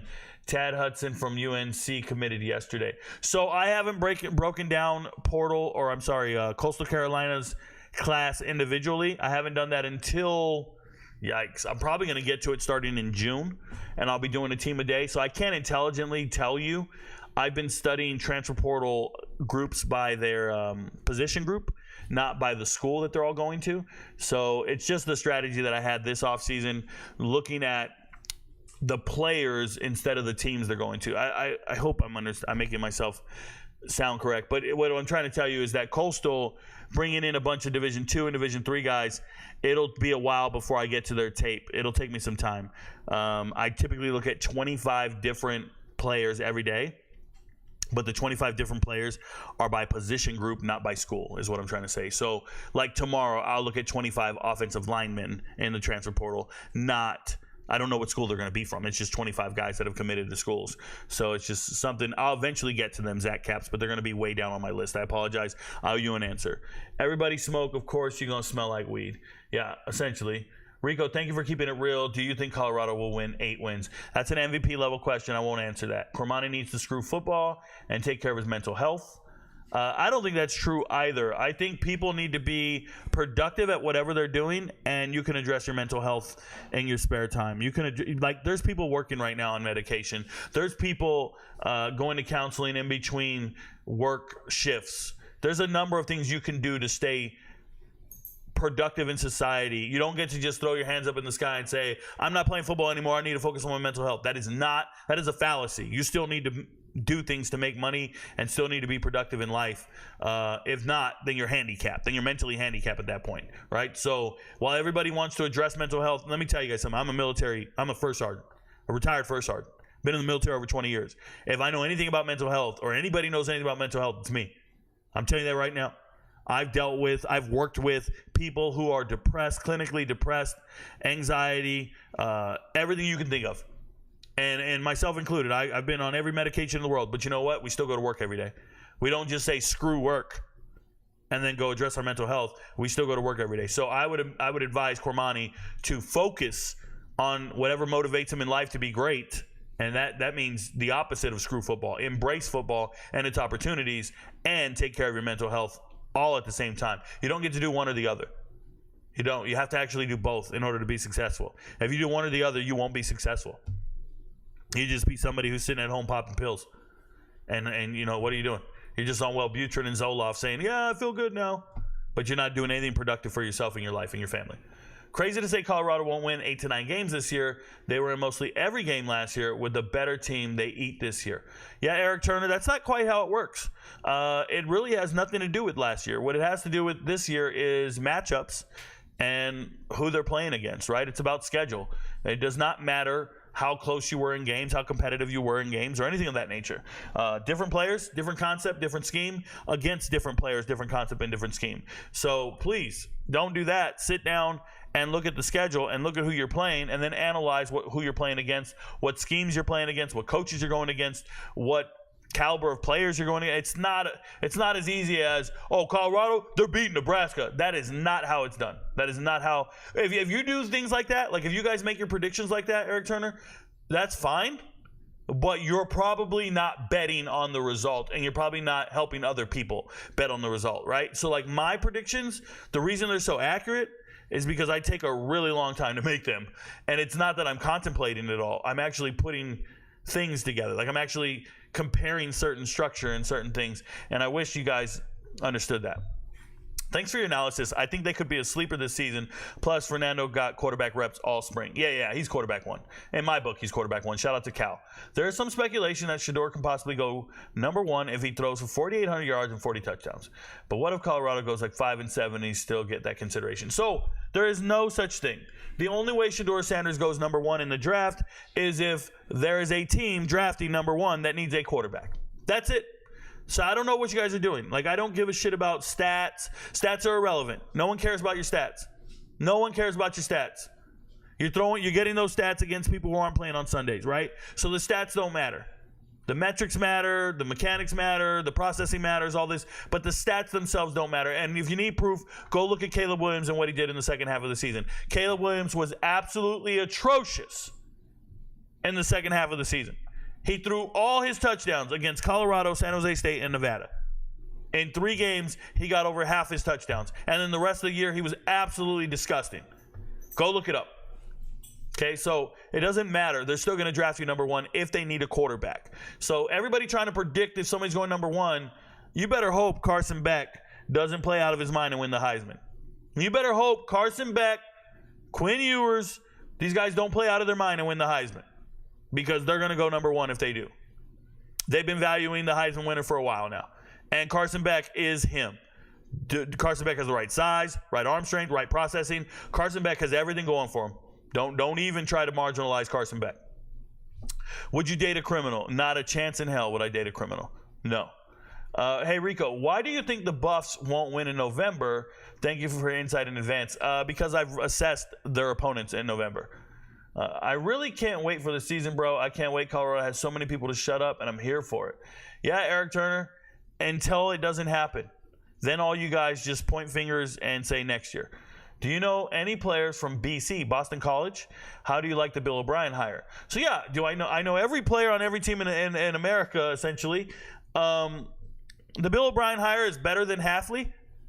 It's better than Hafley, but I don't know what you want me to do with it, right? I don't know what you want me to do with it. Does it win you games? Not necessarily. It's hitting the reset button on an offense with a group of players that I hope O'Brien knows how to get the most out of, because he has a dual threat quarterback, not a drop back quarterback, and he's not used to that. And he has certain players and skill sets that aren't there. One of their best wide receivers hit the portal. I'm talking about a young, great talent.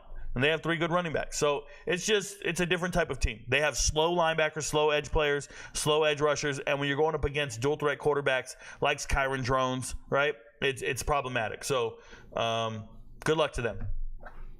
What kind of impact would you say the defense and offensive coordinators have on the Buffs this year? Will it be enough to get in a bowl game?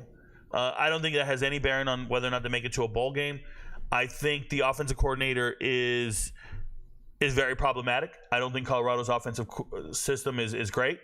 I think having somebody to change their offensive scheme to ensure that your quarterback can process it and understand it and learn it, I think it's a glaring issue. Just remember that Shedeur has a limitation. He cannot learn offensive schemes. He wants to play in one that assesses his traits, right? So there are times when there's quarterbacks who can show up to a school and learn the system they're teaching. I want you to think of Western Kentucky or Georgia Southern or Ole Miss or maybe even Oregon or Chip Kelly, right? They recruit certain players to come play in their system. Colorado does not do that. Colorado cannot do that. They tried that with Sean Lewis, and what they found was, I don't do that well. I want to do play action. I want to do one read. Let me do the read. Let me throw the ball. It's not going to work this certain way. And so with that, what I'm saying is there's limitations to what you can do as an offensive coordinator. There's limitations to what you can do to hide things and do things. Now, the one thing Shedeur has more than anybody else is an accurate arm. So he can overcome a lot of things with an accurate arm. But when you can't do choice routes and when you can't do certain schemes based upon your quarterback's limitations, and he'll say things like, well, I don't play like that, or I don't do that. That is a problem. I think the only real way I can explain it without sounding too critical is Kyler Murray. Kyler Murray was drafted by the Cardinals, and they realized right away, we have to build around Kyler Murray. We can't have Kyler Murray change to fit our system. We need to find what works well for him, and we need to build around him. So this is why the 49ers are so successful. It doesn't matter who plays quarterback for the 49ers. Their system is great.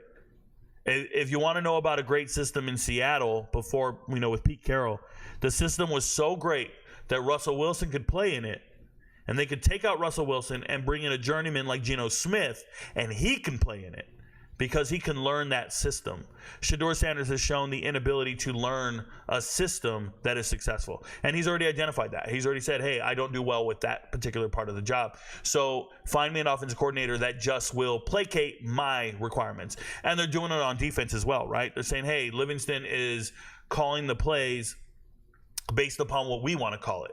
He's making the plays based upon what we want to do. And that's fine, but that's not the NFL. And that's not how the NFL operates. So are you preparing the players for the NFL? And I don't think you are. I think what you're preparing them for is to be comfortable and more and faster in your own skill set and system. But that's not how it works at the next level. And so for me, that's a glaring issue. That's how I feel about the offensive defensive coordinator. I think they are a liability. I think the players, talent-wise, are all very good, but they're not being challenged and not being prepared for their next job in that regard. And it's a very important part of the job. It's a very important part of the game, and that is our offense and defensive coordinators coming in and implementing a system, because what you want to be able to do is build upon it as the years go by. You don't want to say, well, what are we going to call this particular blitz today? Well, we call this motion and this reaction rover, and next year they're going to call it river, and next year they're going to call it. It doesn't work that way. The players don't run the asylum. Although right now they're all singing its praises and they're saying they're comfortable with it and they like it because it helps them work in autonomy. What it does is it tells me, okay, well then what about next year? What about the new players? Does every single year your verbiage change and your Like your structure change? Or are they setting the standard for the next team and the next team? Or are we not thinking that far ahead? Do we not care about building on it? It's kind of like if your freshman team at a high school ran a different offensive scheme from the varsity. Like, you want the freshmen and the JV and maybe even the middle schoolers to all be running some variant of your varsity scheme so that when they get there, they're not uninformed and they understand what it is and they know all the parts and pieces. That's exactly how it works at colleges. Is you want to start implementing your structure and your system so that the freshmen and the sophomores are all gaining that information, and by the time they get to the field, they're ready to react and be an extension of you on the field. And I don't think that that's the case. I think what you're doing here is you're putting a Band-Aid over an issue, and you're hoping that it works out. You're hoping that you go out there and you lead the way, and that's cool. Let me tell you guys who can run an offense like that. Peyton Manning. Peyton Manning could do it. Peyton Manning can go out there, create his own audibles, create his own structure, his own plays. Peyton Manning was an offensive coordinator on the field. Josh Rosen thought he could do it, and he failed immensely. Josh Rosen thought that's what he was going to do in the NFL, was call his own plays, his own structure, and his own thing. And the Cardinals looked and was like, what are you doing? He's like, well, I've seen Peyton Manning do it. And they're like, so what? You're not Peyton Manning. He's like, well, I know what to do. I know how to do this. They're like, no, you're going to get back there and do progression reads like the rest of these guys. And he's like, oh, I don't do that. Well, and that's why they traded his ass 8 times in the first 4 years, right? Is you got a guy coming in who's immensely talented but can't quite grasp the concept. So I feel like the offensive defense coordinators are a liability. If I'm being just straight up real, in comparison to the opposition, in comparison to the other teams they're facing, who have been well-versed. You want to talk about well-versed? The North Dakota State defenders have been running that defense for 3 years. And when Braun left, their head coach, their defense coordinator, Braun, he left to Northwestern to be their head coach. When Braun left, they hired a new defense coordinator, and he said, oh, my God, this shit is a well-oiled machine. These guys already know what they're doing. They're already calling all their own plays. They're already doing all their own things. It's really incredible. So that's how I feel. Sorry for going off on that tangent, but that's how I feel about it. Funny, we can see you put in the time out for 24 hours, Elma. We can see you put in the time 24 hours. Oh, thank you so much, Nick. Yeah, man, I'm live on TikTok all the time. I don't even talk to TikTok. I don't even care who's watching. I just have it up so you guys can see how hard it is to do this for a living. You got to put in the time. You got to work. And I work 16 hours a day. It's a beautiful thing. I love it. David Pitton says, did you talk about Utah State running back Devon Booth? And is it a better get than Rashad Amos? Did Devon Booth go somewhere?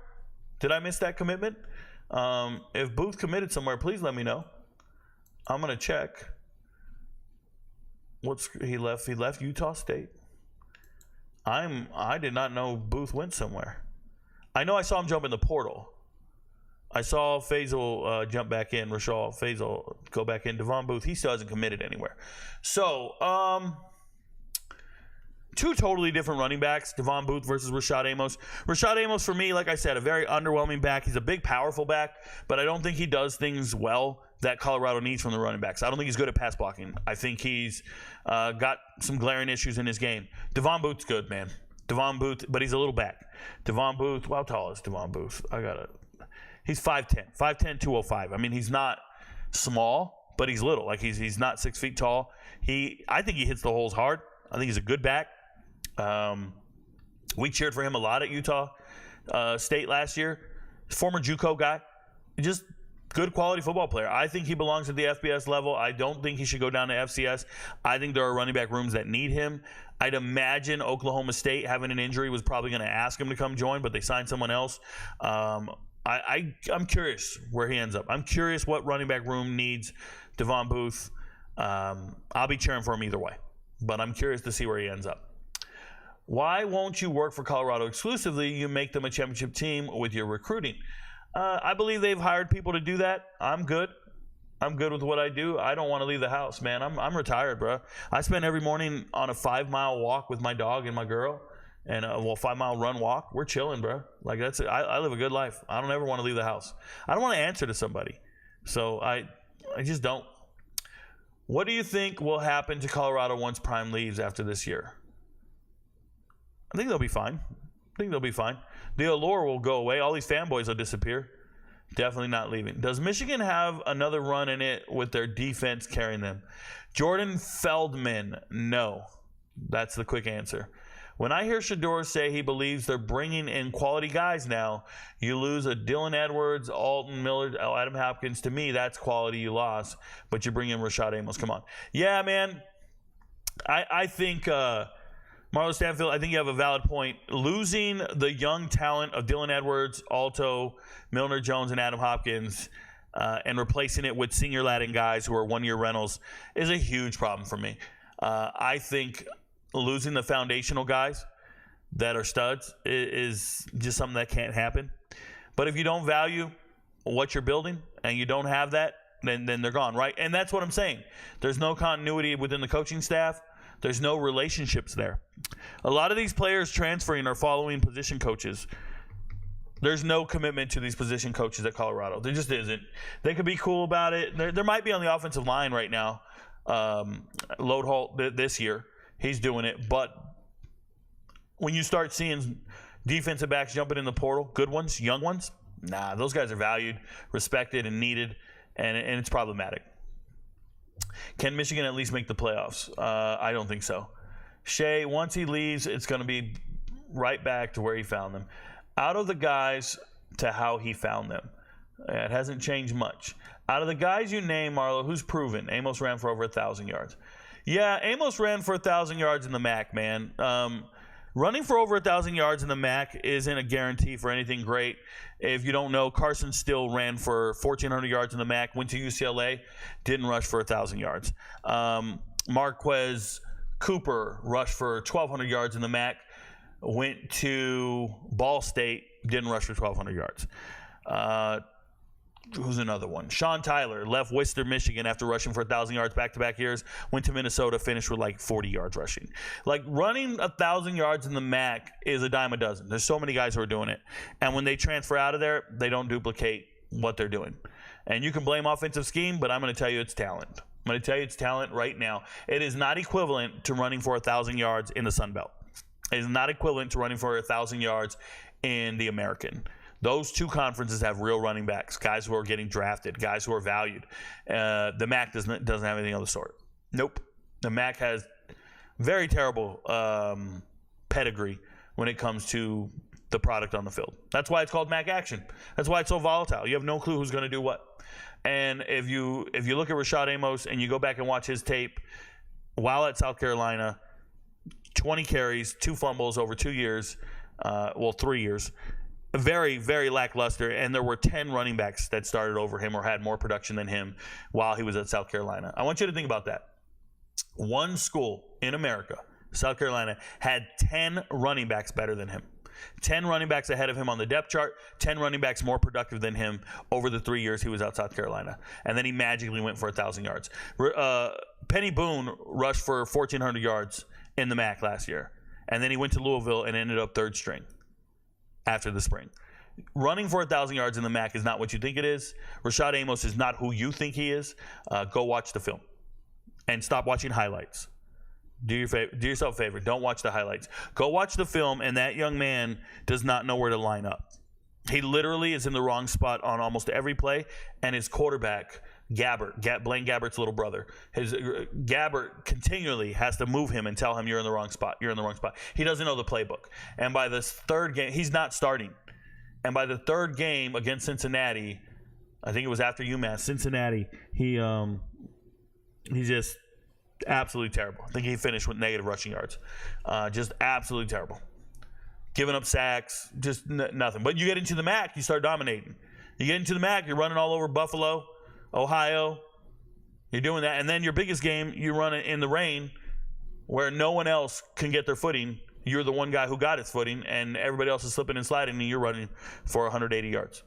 That's what your claim to fame is. You ran for 180 yards when no one else could tackle, when no one else could get their footing and stop you. But on dry grass and dry footing, it's some terrible decision. I remember watching one play against Miami.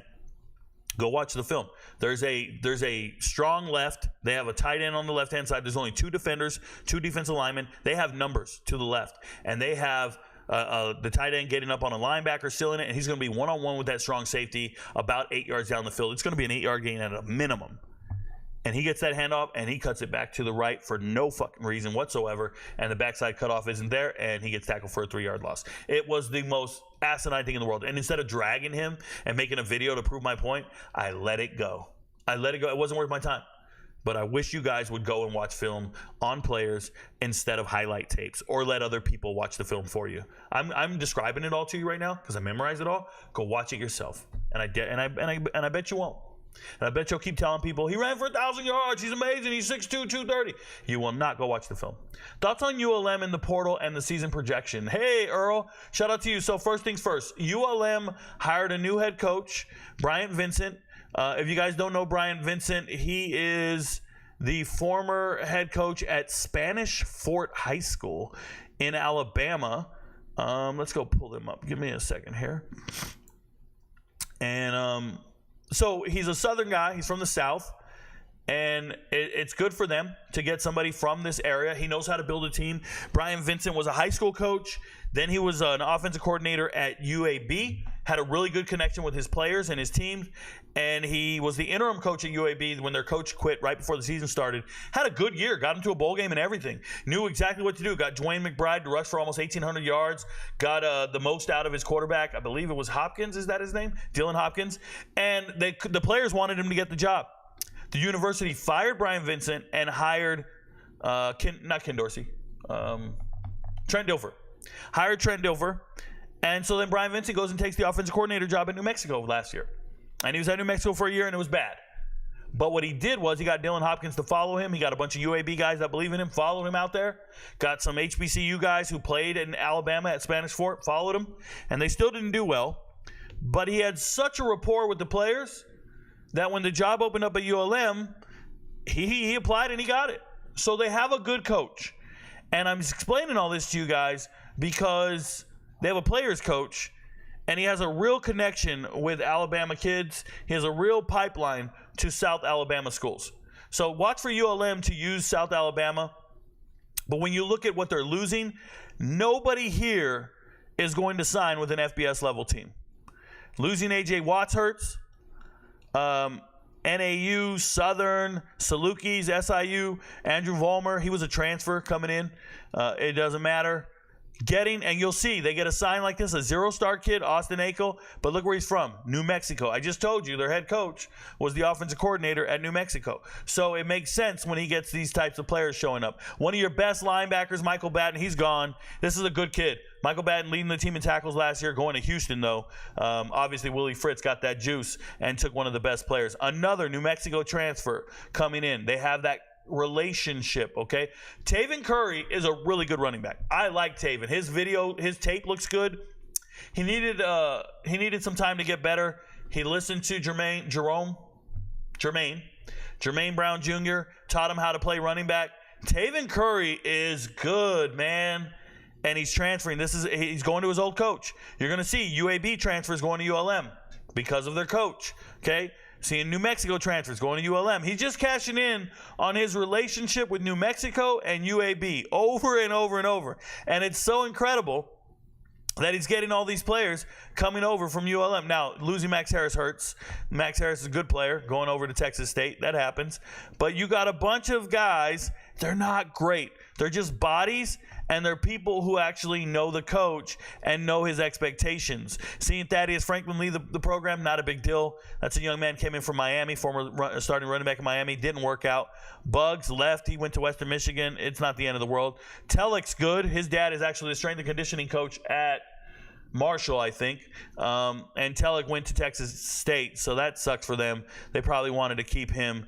Snyder leaving, big deal. That one hurts. And Lewis leaving. But yeah, all in all, you lost some players and you replaced them with just guys that believe in the coach and what they're doing. They're trying their best. ULM's going to have a terrible year, and it's just going to be part of the process, right? It's going to take some time. So hang in there. Thanks for the question, man. I appreciate you, Earl. Marlon Stanfield says, nothing wrong with his statement. Dylan is not an every down back. Hopkins was beat out by McKinley and Hodge. So is Jones. Shador is talking about overall. Dylan is a great back, but who is he blocking in the backfield if he doesn't get the ball? He's too small to develop. Well, just remember that. Remember that when you asked that question. Remember that when Rashad Amos does not know how to pass block. I've watched it 100 times over. I actually posted a video on it and showed a clip of it multiple times. He does not know how to pass block. Period. Tyreek Hill just called out Shedeur Sanders. Look at that. Did he? I'll go pull it up. If he did, I don't know Tyreek Hill's channel. Oh, it's Cheetah. Let's see what Cheetah had to say. Cheetah posted something. Coaches don't do that. No. That was April. I don't know where it's at. His replies? Maybe it's in his replies. I don't see it. I don't see him calling out anybody, but that's on me.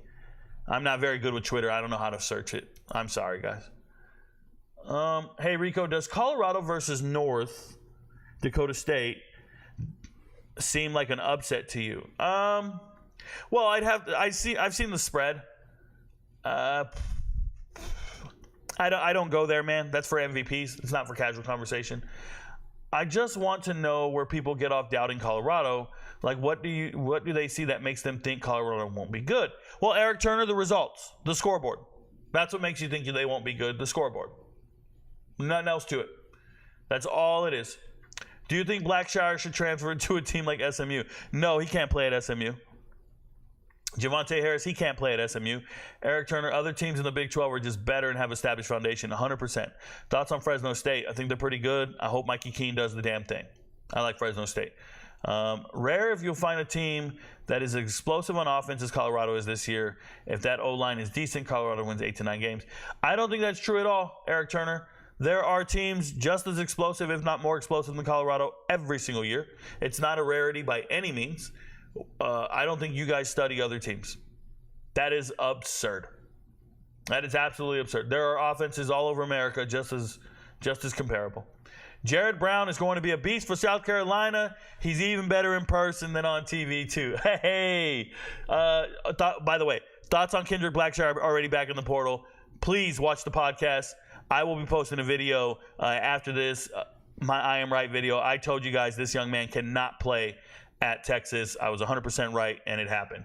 Jared Brown, though. Jared Brown leaving Coastal Carolina, going up to South Carolina. Jared Brown's a dog, y'all. Jared Brown is great. You guys better know. Jared Brown. I know all you guys think, oh, South Carolina don't have no receivers. Jared Brown, bro. He's great. Rico, what are your thoughts on the quality number of running backs Colorado will be facing this season in the Big 12 schedule? Yeah, the Big 12 has just some amazing running backs. That's all there is to it. My thoughts are they're all going to go ham, and they're going to be very difficult to stop. The running backs within the Big 12 are second to none. They're really good. Pat Shurmur is not new. Shedeur and most of the players from last year know the offense. No, Pat Shurmur is extremely new to being an offensive coordinator for these players. Don't get it twisted. He took over play calls with 3 games to go last year. And then you've had the offseason to try to pick it up and learn it.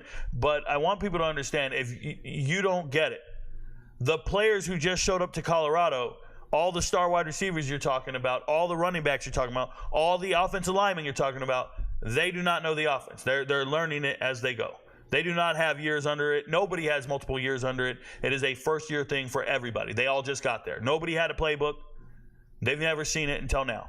So please, Eric Turner, it sounds like you're a fan and you're not listening. There are teams with offensive coordinators for 3 or 4 years. And there are players who have been in that system ingrained for 3 or 4 years. Not transfers showing up saying, where's the playbook? I got to learn this. It's a different level of familiarity.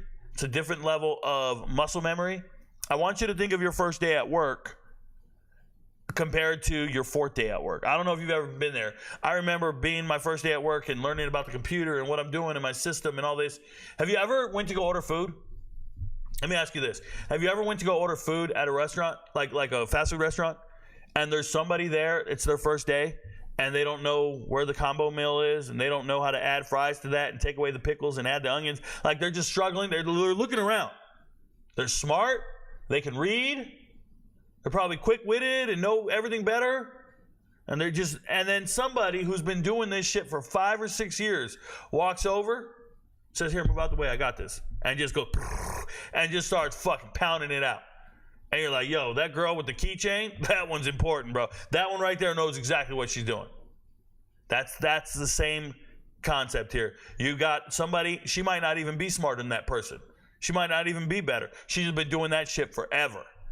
And it's muscle memory to her. She can just do it without looking. She's all on it. That's what you're dealing with. All right. The lack of muscle memory is real. It's real. So go figure. Agree, Eric. Load-Holt, Hagman, Sapp, Lewis, Langston, Shermer. Huge upgrades and are used to sudden change. Oh, they are used to sudden change wholeheartedly. I think you guys misunderstand what's happening here. These coaches are great. The hardest thing for a coach to do is to make the players an extension of you on the field. That is exactly what you're trying to do as a coach. You know everything. You're trying to teach them. There are professors every single year in college. They get new students every year. And they got to teach them. The professors know everything. They know everything. They're smart as hell. They know how to, and they know what they're doing. But you got to be able to replicate what they're coaching.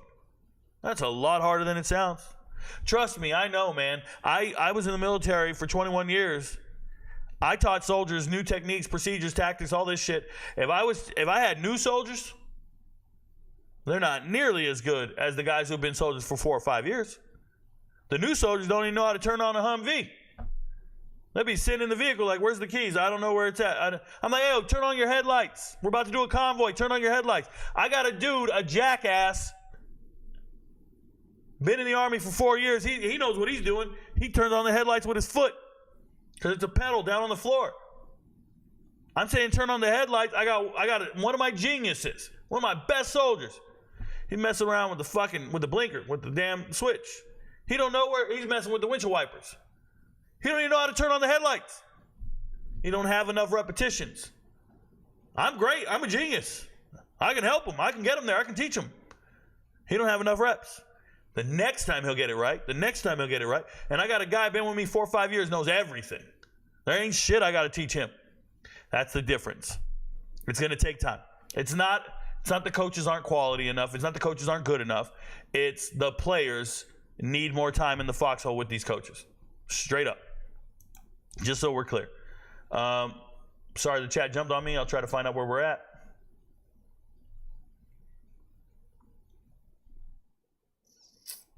Would I date a criminal? Once he leaves, it's going to be this. Marlo Rare. Does Syracuse have a quarterback? Is that where we're at now? Rare, you find a team with explosion. Oh, does Syracuse have a quarterback? Yes, they have a quarterback. I must have missed that comment. I apologize. Rico, where would last year's 2023 quarterback class rank against this year's? Like, for example, would Haener, Young, Stroud rank against May? I don't know, man. I don't know, Connor. They're about equivalent, bro. Every year is about the same to me. It is what it is. Benzo, the way you go hard for Colorado, I never would have thought you were a Dogs fan. Oh. Hey, Top, what adjustments do you think will be made to the portal if they do? Cover 2 harmony, the window's going to always change, the duration that it's open, I think that's going to be a part of it, and that's about it. Other than that, it's going to be a free-for-all for a while. He is working his way down the chat. He will get to your question. Yes, I will. Shout out to the beautiful Kim Jones. That's my girl, y'all. Ain't no woman in the world could take me from Kimmy. Kimmy got that juice. Hey, Rico. Also, Rico, last thing. That DeMario Douglas call from last year was spot on. So glad we got him in New England. And guys like yourself and Bill Belichick are good at finding diamonds in the rough. Yeah, Moose. Shout out to me and Bill. We're about equivalent. We're GOATs. Guys like Theo Ash and these TikTok guys just go based off of ESPN mocks and look at other people's boards and base their opinion on that. Really respect your work. Thank you. Yeah, the biggest issue I have with content creators online is they'll do like draft content and all they'll do is whatever a mock draft has. Like they'll say, I'm going to do the top 25 guys in the draft. Right? No Diddy. I'm going to do the top 25 guys in the draft. And then you go look at the guys they did and you're like, oh, that's not the top 25 guys in the draft. That's just the 25 guys they put on this mock draft over here. Well, that's not hard. That's not hard. Oh, I'm going to rank them in order. Well, that's not hard. Have you ever tried making your own ranking? Like, have you ever tried not looking at that bullshit chart? Like, I don't read mock drafts. I read 0 mock drafts. I don't even know what they say. I don't care. I just make my own list. I do my own thing. I think one day people are going to say, hey, I saw on Rico Knows XYZ. I saw on Rico Knows the following are the best players. Just like when people say, I saw it on 3 that so-and-so was ranked. Why is on 3 more important than me? Why? They put their pants on one leg at a time like everybody else. I'm good. That's my mindset. Shout out to you, Moose. Thank you for rocking with me, man. Ole Miss is my sleeper. What the fuck are you talking about? They're a preseason top 5 team. How are they a sleeper? Fuck you, you're asleep? Ole Miss is your sleeper? Thoughts on Auburn? I really don't have any thoughts on Auburn. I try not to think about them too much. I think they're doing terrible in the portal this offseason. Rico, do you think Clemson's receivers will finally be good this season? The fast answer, Martin, is no. Rico, these guys just want you to tell them how many wins Colorado's going to go for. Go pay for MVP. Stop asking. Shout out to Chop. That's exactly how you find out. Noah Kim sat next to me in class on his first day at Coastal. Has become one of my hood friends, or good friends, okay. One of the best guys I've met. Looks happy here in Conway and hope he does good here. Shout out to you, Noah Kim, former Michigan State quarterback, transferred into Coastal Carolina. Hope the best for him. Congratulations. I'm working on my thesis, Romeo Taylor says, and like your real world takes. Can I get your opinion on something unrelated to football? Sure, Romeo Taylor. Never trust anybody who calls ramen noodles ramen noodles. All right, if they say ramen noodles, get away from them. Ramen is even worse. My girl says ramen noodles. I don't even know how to handle that shit. So shout out to her. That's probably the most important thing. That, stay away from Jessica's. They'll ruin your life. And that's about it, man. I don't know what to say. If you have any other questions about real world issues, let me know. I'll definitely talk to you guys about them. I'm a gangster, bro. The world is round. Space is infinite. Okay? When you look up in the night sky, you're looking at less than 1% of the sky. All the visible stars. There's a million, trillion, billion stars. Like, don't even mess with it.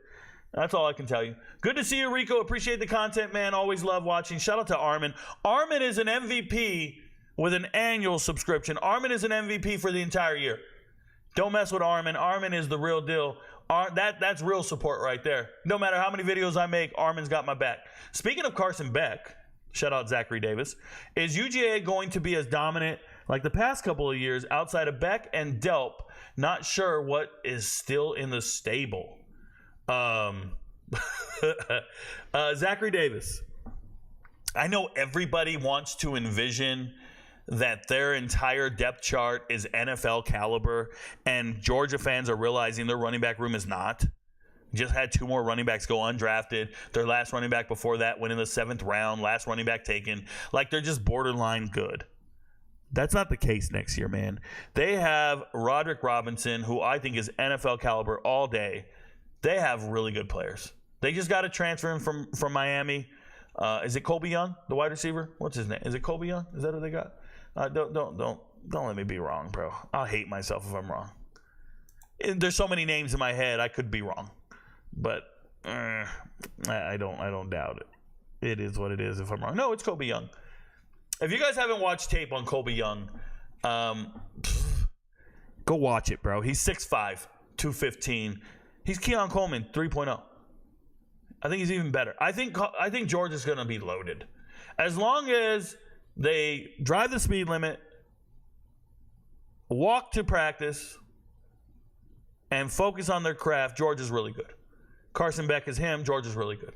Don't ever forget that. Here's an off-the-wall question. What up, Willie Bobo? Who would win in a race between us? I received the President Award back in the 8th grade. Now, I want to say something to you guys.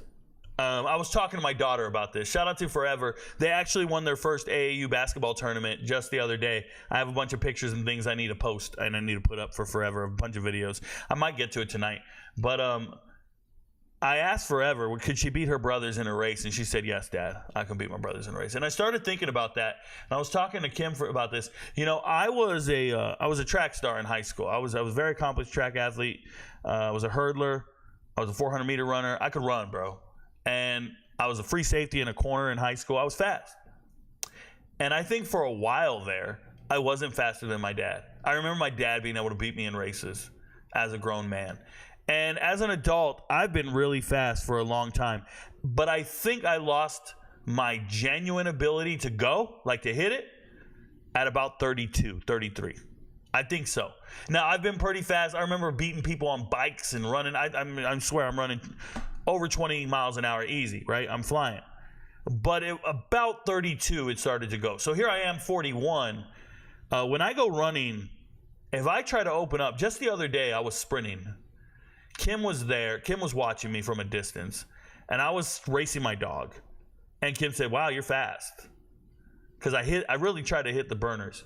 Bro, I knew as soon as I hit my burn, as soon as I hit the nitros, I knew I was not moving as well as I used to. I knew I wasn't moving. I was moving, but it wasn't like I used to. It wasn't like when I'm pulling away from people and nobody can run with me. In the Army, I would race you from light pole to light pole. I would race anybody anywhere, and I don't ever remember losing. But I think I would lose today. I think I would lose to certain people. So if you won the President Award, Willie Bobo, back in the 8th grade, you might have me beat right now. But I highly doubt it, bruh. I don't know. I'm really fast. It is gifted, bro. It's just genetics. It's genetics. It's DNA. Does Coach Prime make the 12-team playoffs? That is not even remotely possible, Armando Para. Armando Para, let me explain something to you. Michigan, Alabama.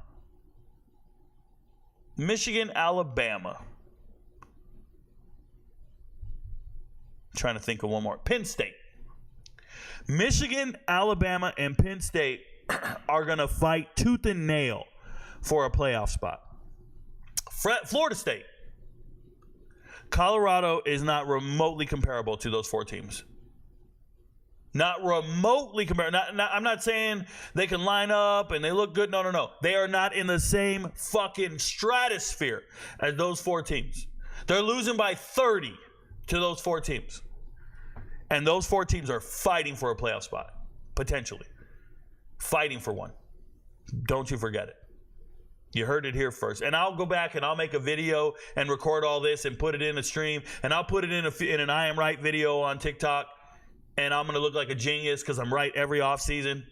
This is why I am Rico. This is who I am. This is why I do this for a living.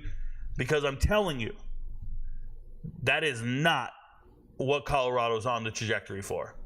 Like, you guys just have no fucking earthly idea. You're talking about a team that may potentially have 3 draft picks, 3 NFL caliber players, versus teams with 8 draft picks. Like, did you see how many NFL draft picks just got drafted off of the Florida State defense? Did you see how many Florida State players got drafted in this draft? And they went undefeated? They didn't make the playoffs, bro. They didn't make the playoffs, and they had how many pros? So when you talk about, well, Shador's going to get drafted, Travis Hunter's going to get drafted, yeah, man, you need some fucking world beaters to get drafted. Like, you need some guys. And I watch guys start 30, 40 games and not get drafted. I'm talking about offensive linemen, defensive linemen. Started 30, 40 games, not get drafted. Isaac Ukwu is better than anybody he's better than anyone on Colorado's defense. Isaac Ukwu transferred in from JMU to Ole Miss, was in the rotation at Ole Miss, did not get drafted. He's better than anyone on Colorado. It's just levels to this, man. And it's fucking astronomically huge levels. Like, the gap is enormous. Jaheim Thomas, linebacker, just went from Arkansas to Wisconsin. Better than any defender on Colorado. Any one of them. And he's just a guy at Wisconsin. They got 3 of them. They got 3 linebackers at Wisconsin. Great. That's just another team. Like, I wish you guys understood. There's a reason you win 4 games. And there's a reason you can say, well, they're going to improve this much and they're going to do this. And it's like, please study other rosters, bro. Sit down and study other rosters. And just look at it and just be like, oh my God. They're fucking amazing. It's apples and oranges, bro. I wish you guys understand. There's a reason I'm always right. And when it comes to that regard. Devon Booth posted on the gram about 2 hours ago that he's going to Mississippi State after a visit this weekend. Oh, snap, David Pitton. That's pretty good. Mississippi State's just doing their best to find bodies. I would say Mississippi State is very comparable to Colorado. They're probably a little better, but they're very comparable. Mississippi State and Colorado are very comparable. You guys got to remember, Mississippi State, did they beat Arizona last year? Did they beat Arizona last year? Somebody let me know. Did they beat Arizona last year? How good was Arizona? They finished the season top 10? Finished the season top 15? Who did they lose to? Mississippi State? Scrub-ass team in the SEC? Yup. You guys don't understand. You don't study the rosters. You're fans. You're fans of your team. Thanks for mentioning Northwestern. Everybody talks about Coach Sanders and going 1-11 to 4-8. But shout out to Coach Braun, took a 1-11 team to 8-5. I'm sure you talked about him during the season. 100% Zachary Davis. I believe what Braun did is so amazing, and it's unfortunate because they probably won't be that good this year. They didn't keep the momentum going, right? Very senior laden team. But, my goodness, 8-5 in the Big Ten, beating teams you weren't supposed to beat? Yeah, I'm proud of them. When the ACC implodes, what ACC teams would you want to add to the Big 12? I don't care. I'm on about it. I don't care. Davion, I report what happens. I don't predict that kind of stuff. Damian Martinez, 1K now at Miami. Yeah, I don't know if it's going to happen, but it should. Hey, Rico, I was wondering how you go through and watch old games. I've been trying to study college football and learn more, but don't know how to start. Okay, Damani Rossi, so you need two things. And remember, this is my job. So it's a little different from you guys, right? So you need to buy some hard drives. Get solid state hard drives, get a couple terabytes, and RAID them together. If you don't know what RAIDing hard drives is, learn how to do that. So you got to RAID the hard drives. So you're going to put together and get a fucking database or a bank of, let's just say 10 terabytes. And then you go to YouTube TV. You got to buy a YouTube TV subscription. I think it's $80 a month. I don't know. And then you put in there college football. And it will record every single college football game. Okay? Period. Done. Boom. Then you go and get a subscription to ESPN Plus. And on ESPN Plus, you can favorite and save your playlist for every college football game. And they have them all there. So then you do all the college football games on ESPN Plus. You need that for the obscure games. And then you have YouTube TV that has every single game that was on TV throughout the season.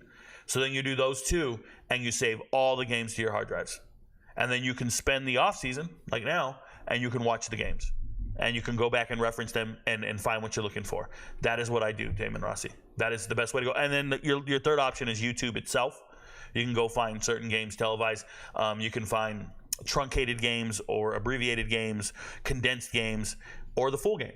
And you can do it for many, many years. And that's all I do. So but remember, that takes a certain amount of resources, a certain amount of time. And yes, it does take money, but this is my job. So to me, it's a necessity. It's not an option not to do it. Where is the McLean Circus headed? Probably USF, probably FIU, somewhere like that. One of those schools. Thoughts on Syracuse? Chat just jumped on me. Bear with me. Thoughts on Syracuse? Montgomery Roads, they're rebuilding. It's going to take some time. They got a lot of holes on their roster. They're doing the best they can. They remind me a lot of what Colorado looks like right now. Just trying to find answers. Do your best. He's going down the list of questions in chat. I will get to you. Thank you, Kim. Thanks, Rico, for taking the time for all the questions. Good stuff. Thank you so much. Who do you think are some good college freshmen to look out for this upcoming season? So Montgomery Roads, there's there's all like the ranked guys and everything like that. I probably am not prepared to give you a list of names right now, but I will be before August. So I'll answer that question sometime in July. The things I got to do is go back and study, and I have them all recorded, just like I told you, all the spring football games and see who enrolled early and who showed out during spring football, and then study depth charts. I already know them, like, because I do those in-depth videos on Patreon, like I showed you guys. That's where I learn the team. That's where I put in all the effort to learn the team and talk about it. So I can go there, but naming them off the rip, it's going to take, I'd probably make it a video. So great question. I'll get back to it in July. Chris Johnson, ECU, was one of my favorite running backs growing up. What did you think of him if you did? Connor, I thought he was a thug. I didn't like Chris Johnson. I know a lot of people liked him because he rushed for 2,000 yards. I I didn't like him that much. Jeremiah Smith, wide receiver at Ohio State, Nikar at Miami are going to be great freshmen. Yeah, so once again, just can start naming some of the top-ranked players coming out of high school and just say those are going to be great freshmen. What I would do, Armando Pata, is when I answer a question like that, I try to find players that nobody knows about. I try to identify players that no one's talking about. Not the obvious ones that you see all over Twitter or ESPN or anywhere like that. That's what makes my information unique, is I'm not like everybody else. So I'm not going to give you that information. That'd be dumb. I'm not even doing that. Going out and naming the 5-star guys, or Nikar, who flipped from Georgia to Miami and, played at Colquitt County. And yes, I know he's good and everything, but for me, it's a little deeper than that. I dig a little deeper than that. So shout out to you. And yes, wide receivers get in the rotation before everybody else. It's easy to play wide receiver if you're athletic and good. Also, who are going to be some breakout teams this season? That is an MVP level question. We'll not have that in casual conversation. Collage, if you want to know, you go watch the videos on Patreon. You will know immediately. Collage needs to get a handle on the portal. A lot of young men, you mean college? Whoa. A young man losing their college education, making dumb decisions. Everybody's not going to the NFL. So this is actually false, Cornelius. Absolutely false. The portal is not impacting their ability to get their degree. As a matter of fact, you cannot transfer to a school unless you're in accordance with admissions and you have the right academic standards. So it actually has no impact in that regard. But it is a necessity for these young men to get their college education, because if you don't have an athletic scholarship, many of them would drop out or take student loans, right? So what they're actually doing is pursuing a way to pay for their school, and without the transfer portal, they would not be able to pay for their school. So once you lose your scholarship at one place, you got to leave to the other and go. I want you guys to stop thinking about the top 100 players jumping in the portal because they're going to go to another school and chase a bag and be rich. And that's all the surface level talk. That's everything that's on the websites, and everybody talks about those top 100 guys. But the next 4,000 guys that are transferring, the vast majority of them have lost their scholarship due to their coach cutting them and sending them to the portal. And now they need to find another coach that believes in them. It's not a bunch of players who don't want to compete. It is players who have been cut by their teams and need to find another scholarship. So it's not that they need to get a handle on it. These kids need to find another school, or else they won't have a scholarship or an education. Miami with Cam Ward and Damian Martinez will break out. I don't know. I thought they were good last year. I see potential in Colorado team, and I said before, I'm a Prime fan, so I follow new. Their team is better than last year. Simple. Why is an issue? I support Colorado Buffs with Rico fans. I don't know. Where are the keys for the Humvee? Used to get all the boots. Yep. Do you think there is a recruiting site that knows to get the stars right for players? Nope. They don't know all the players. They get the rankings wrong, and they have the transfer portal wrong. All three sites. Combine them together, you still don't get the right answer. Who is the top of the Big 12 this year? That's an MVP level question. I won't answer it. I'm going to stay. One second, I apologize. I'm just going to say this. Anyone that questioned any of my opinions, for the Rico fans, tell me the difference between last year Colorado and this year. You can't tell me that and then don't at me. Okay. I can tell you every difference. What do you want me to do? It doesn't matter. I love you, Rico. Shout out to you, Miguel Murillo. You've always loved me, bro. Miguel, you're glazing way too much. No, he's not enough. What was that 110 time? Cornelius, my 110 time was really slow. My brother was faster than me. I think my brother was a 14.9. I was in the 15s. I wasn't a 110 guy. I was a 300 guy. I ran a 39.9 in the 300s.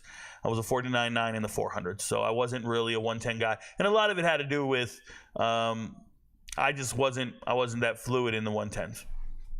My money is on the wheelie. On the wheelie, and there's a dance. If there's a dance floor or turntables nearby, nah, I'm killing everybody. The problem with content creator fans is they support only one person, then start glazing, making them small-minded, and get offended when you state an opinion and state their opinion to athletes.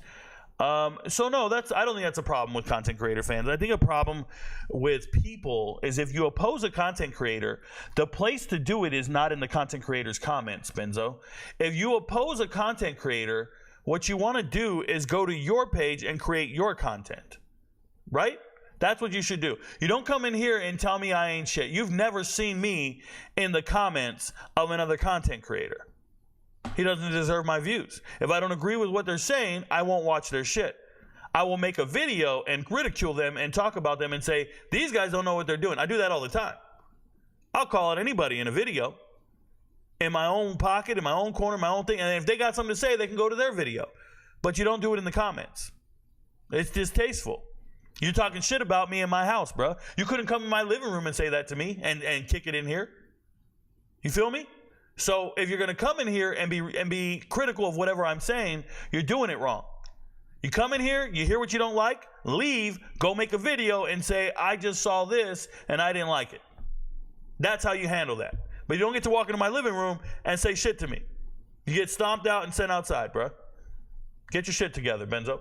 Rico, can Mario Cristobal coach on game days? He's the coach on game days. I don't think he makes great decisions. Let me say something else to you, Benzo. You come across as somebody who wants to debate about sports, and there is no debate in here. This is not a two-man show. I don't have a co-host. There's nothing to debate in here. We're here to educate. Ask the questions. I give answers. If you don't like the answers, roll out. There is no debating. Your debate culture mindset is for ESPN. It's what ESPN did not have any debate shows for 30 years, for 20 years. And then they created these shows where they argue, go back and forth every morning. And now it's the debate thing, and everybody wants a debate show. Hey, what about you versus you? And you talk. That was not a thing 20 years ago. It was not a thing for 20 years. And now that it's a thing, it's all you know. You don't even know how to not be a debater. You don't know how to sit in here and just chill. You are a master debater, bro. It's gross. Get your hand out of your lap. Bingo on the assessments of UGA, Rico. The Robinsons, not Branson, stop it, not Branson, Roderick only, are ready to rumble, and Etienne upgrades our running back. Remember what I'm telling you. Branson is not what you guys think he is. All the talent evaluators got it wrong. Branson is not him. I was very clear about that from the jump, and I'll always feel that way. Sweetie, did you make chicken? Yes. Is it already cooked? Yep. You mean I've been looking at baked chicken the whole time? Yes. Damn! My girl made dinner. They look so delicious. I should be eating. The portal additions were very strategic as well to bolster the wide receiver room. Correct. Rico, Breon Ramsey Brooks is in the portal. Didn't you do a video on him? Yes. I did, David, in Arizona. I got to go find it, bruh. And guess what, Rico knows? That FSU team got blown out by my Georgia Bulldogs. If Rico don't know, Benzo knows. First and foremost, that FSU team did not get blown out by your Georgia Bulldogs. Every one of those draft picks did not play in that game. That was my point exactly. You are absolutely absurd. Benzo, you're probably the worst kind of fan, bro. I want you to go to barber shops and talk sports and stay off the internet. You are the worst. I would not want you around me, bro. I'm serious. You're not in my circle. You're not in my clique. You're not in my clique. Shout out to Colorado. You're not in it. Stop it, bro. We all know FSU was without most, if not all, their studs after not making the playoffs. Let's go. You guys didn't play your full team. Don't even talk, bro. Jaden Wayne to Washington just broke. What are your feelings about Jaden Wayne and the fit back home at Washington? So, congratulations going back home. I don't think he's that great, but congratulations. He's not bad. He's a good player, and it's a good get for Washington. You need all the depth in the world. They lost a lot of great players, so it's probably a welcome to win that. Congratulations. Cool. It is what it is. Mello, even if we did, y'all may have made the game respectable at least. We were on a mission. Who is this we shit, Benzo? I know you don't have a jersey. Stop saying we. You ain't been to practice one day in your life. The only thing you have in common with Georgia players is you probably got a DUI. That's it. You better stop the bullshit, man. Stop saying we. You got no damn ring. Shut up. You probably never even graduated from Georgia. I hate when people say we and you never even attended the school. You ain't even an alumni, bruh. Thoughts on Shador's comments on the guy from Colorado who spoke out against prime and transfer process. Hyperion, you're very late to the show. Rewind the show. Go watch it. I opened the show with it. What are my thoughts on former Colorado defensive back Dylan Dixon? I have none whatsoever. No thoughts on it whatsoever. I believed, where did Dixon go? I had a chart on it. Give me a second here. Where did I have Dixon going? Dixon? Oh, man, where did Dixon go? I had it. You probably know off the top of your head. I'm the one having to go pull it up. Oh, Missouri State. Yeah, FCS. Congratulations to him. That's how fast I can look something up for my charts, y'all. Just so you know. You know, going to FCS route, I don't pay attention to them after they depart if you're not at the FBS level. I have only enough space for FBS teams. I will look at FCS teams if they, what's the word? I will look at FCS teams if they have a transfer that goes to the FBS level. I'm not ready to eat, sweetie. Okay. FSU wasn't beating Georgia. They literally struggled against Louisville team. Once again, that was not the FSU team that struggled with them. Man, you better stop, bro. Because our quarterback got injured. Benzo, the Bulldogs don't claim you, bro. I asked them. Is Drew Allard the biggest thing holding Penn State back? No, Daniel Delba. No, he's not the biggest thing holding them back. I'd say the receiver core is holding them back. I would say evaluating certain talents are holding them back, but he's up there. I mean, Drew Allard's not good. I can't believe you had James Blackman in your hidden gem, Rico. He was ass. No, he was not a hidden gem. He's a guy I was rooting for, a guy I wanted to make it. I know he's ass. You better stop, bruh. When it comes down to putting quarterbacks at that spot, you better check yourself, Mello. That was not cool. Great show, Rico. Love you, brother. Keep saying it with your chest. You got it.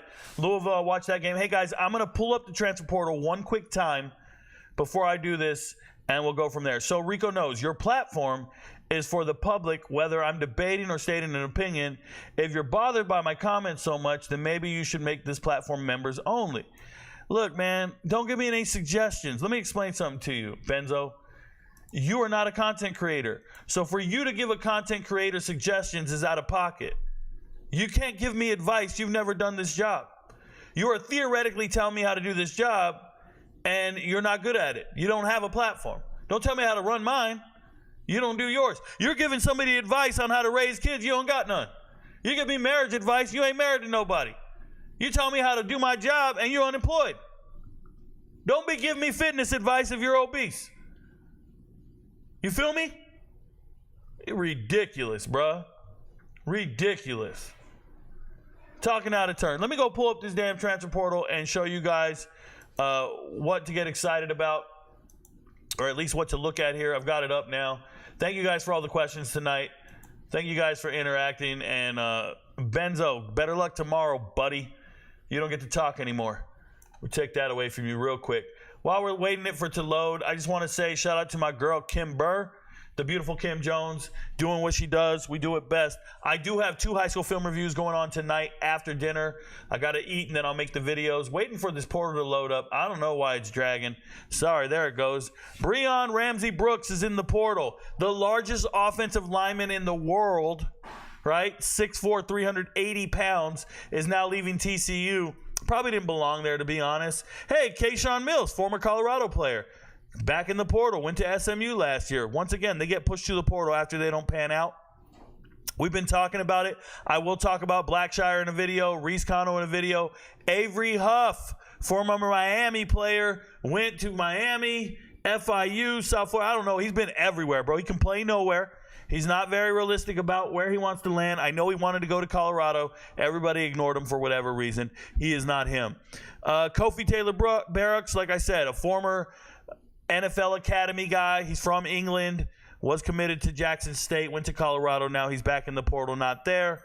Let's see who else is here that I want to talk about. Deshaun Jones can really play football. Don't get it twisted. That guy's good. DeMarcus Bellman, second best running back in 2020, 5-star kid. Didn't really pan out at Clemson after 2 months. Didn't pan out at Florida after 1 year. Didn't pan out at UCF after 1 year. Let's see what happens. This is a good player, Montre Miller. I think he might. I don't know. He might end up at San Diego State. But Montre Miller, leaving West Virginia. This is a man who started like 3 years at Kent State before going over to West Virginia. Bishop Thomas jumping in the portal. It's a formality. Hope he lands on his feet. Enoch Viamia. I don't know if he's going to Michigan State, but this is a former 4-star kid. He's one of those guys who used to end up always in the Pacific Northwest, and for some reason he went to Ohio State. Didn't work out, so we'll see what happens. Huntington, not a big deal. Let's keep looking. Dominic Johnson, stud running back, 6'1", 252. Dominic Johnson's not bad. We'll see where he ends up. Zachary Franklin, my favorite wide receiver in the portal. has over 300 receptions in his career, or over 3,000 yards receiving, I should say. Had over 93 receptions one season, over 80 the next. This is a superstar stud at UTSA, and then he transferred to Ole Miss last year. Didn't work out. We'll see where he ends up, but I think that's a very good wide receiver. I hope he's realistic about his options. He probably won't be. Probably wants to go somewhere that he's needed and wanted. We'll see what happens. Peyton Woodard going from Alabama to Oregon. Congratulations. He's a good player. Also, this tells me Oregon still not happy with their secondary. They're trying to find answers in that secondary like crazy. They have not found it. Okay, Savion Riley, my dog is shaking it out. Savion Riley leaving Miami. Not surprised. RJ Martinez. Oh my God, RJ, bro. Man, I want RJ to go to Texas State. We'll see what happens. So RJ Martinez, he needs to play somewhere. RJ Martinez used to be the starting quarterback at Northern Arizona, complete stud, high school superstar in Texas, went to Baylor, never really made it happen. Here he is. I'm pulling for RJ Martinez all day. We'll see what happens. Chris Curry, jumping in the portal. Used to be an LSU running back, went to Utah, could not get there. I don't know if he was injury prone or not, but there's other running backs at Utah, and they don't need him anymore. So let's see what happens. It's nuts. Man, I didn't know RJ Martinez was in the portal. I haven't looked at this all day. That one I want to make a video on. Obviously, Cooper was playing great at Colorado last year. Got on the field. Former Florida State kid. Former 4-star. It is what it is. Royval's good. Royal's good. Sam Heward, former 5-star. Followed his high school coach to Cal Poly. It didn't work out. He played terrible. He was at Washington the year before. We'll see what happens. I don't know who wants him or what's going on. Kevin Green, the third wide receiver at Arizona. Not a bad player. Kevin Green Jr., this kid can play. Seeing him in the portal kind of surprises me. It's a good player. Jalen Varner's one of those under the radar wide receivers. I think I talked about him before. Arlene Harris Jr., leaving. I'm surprised by this. Leaving Iowa State. He's not a bad player. Let's see. Sonny's not bad. Dre Spriggs. This is a former transfer from, I thought he was a transfer from UTSA going to UTEP. But the reality is UTEP upgraded their entire roster. And, man, is it UTSA? I want to double check this, guys. I don't like saying the wrong thing. Did he come from UTSA? Dude, give me my money, bro. UTSA. I know what I'm doing. If I can just tell you a normal-ass dude like that, Dre Spriggs never played at UTEP, I don't think, but he transferred from UTSA. He probably needs to go down to the FCS level if he's being realistic with himself. UTEP's had a huge upgrade in talent in the transfer portal this offseason, so it is what it is. It's time to go. Oh, Dortch leaving Cal. Okay, that's a good move, I hope. Wilkie Denard. That's crazy. I didn't know I thought he was going to Auburn. Weird. In the portal. Okay. Keep looking for names. Kobe Minor leaving Indiana. Oof. Indiana had a huge upgrade in talent. Jahed Carter might be going, I don't know. Was he going back to Syracuse? Jahed Carter came in from Syracuse to Ohio State. More power to him. Let's see. Joe Swin, Vic, Caleb, Torrey Cox. Going to UMass. Congratulations to Torrey Cox. Found himself a home. Kalen Moore, former Colorado corner. I bet if we ask all the Colorado homers, who's Kalen Moore, I bet they don't know who he is. I bet all the Colorado fans don't know who the fuck Kalen Moore is. But he's leaving Cal. Congratulations. He might end up at Michigan State. You never know. He might. Diesel Gordon, Austin Jordan. These are good players. Good recruits. Khalil Jacobs. This guy can play football. We'll see where he ends up. Keep looking. Kanaeus Vaughn. Okay, Kanaeus Vaughn, this was very surprising to me. This young man that played at UTEP last year, got 6 sacks, went to Utah. I thought he was going to be in the rotation in Utah. He probably is. I don't know. I think he wants to go get paid somewhere or something. This is a great player right here. Kanaeus Vaughn. Don't worry about the 0 stars. The websites don't know what they're doing. D'Angelo Pons, freshman All-American, another star. I hope he ends up at Indiana. I think that's why you probably saw Kobe Minor jump in the portal. We'll see. But that's a good player. Trey Bradford, absolute scrub, should not be here. This is a bad player. He's a good football player, super fast, dominant. Was at LSU, but he's not a academic guy. He's been kicked out of 3 schools, or out of school 3 times, I should say. Steven Dix, I already talked about him earlier in the show. Good player. E.J. Horton, fast as hell. He used to play at Marshall, was going to go to Colorado, went to West Virginia, didn't play much. That's a speed demon right there. Marcus Washington. Love Marcus Washington from Grovetown, my hometown. Marcus Washington, 4-star, out of high school, went to Georgia. 1 year at Georgia, then 1 year at Louisville. Now he's looking for a new home. I like Marcus Washington a lot. I hope he finds his footing. Rasul Faison is not in the portal. He went back to Utah State. Very good running back. I like him. Sayer Wright. I don't know where he's going. Good player. Remember, Caden Pope might be going to ULM. We'll see. All the New Mexico guys, just immediately assume they're going to ULM. Just ULM, New Mexico. That's how you need to do it. Trent Hudson, I don't know. Corey Lambert Jr., not a bad player. Just going down the list, just giving you guys my 2-second thought process on some of these guys. Jeremiah Beasley is not a bad player. People should be interested in him. Some of these guys are going to die in the portal, y'all. Some of these guys are going to die in the portal. Not just some. A whole lot. I break down all their tape. There's a Pouncey cousin. I break down all their tape and go through them before I start talking about them.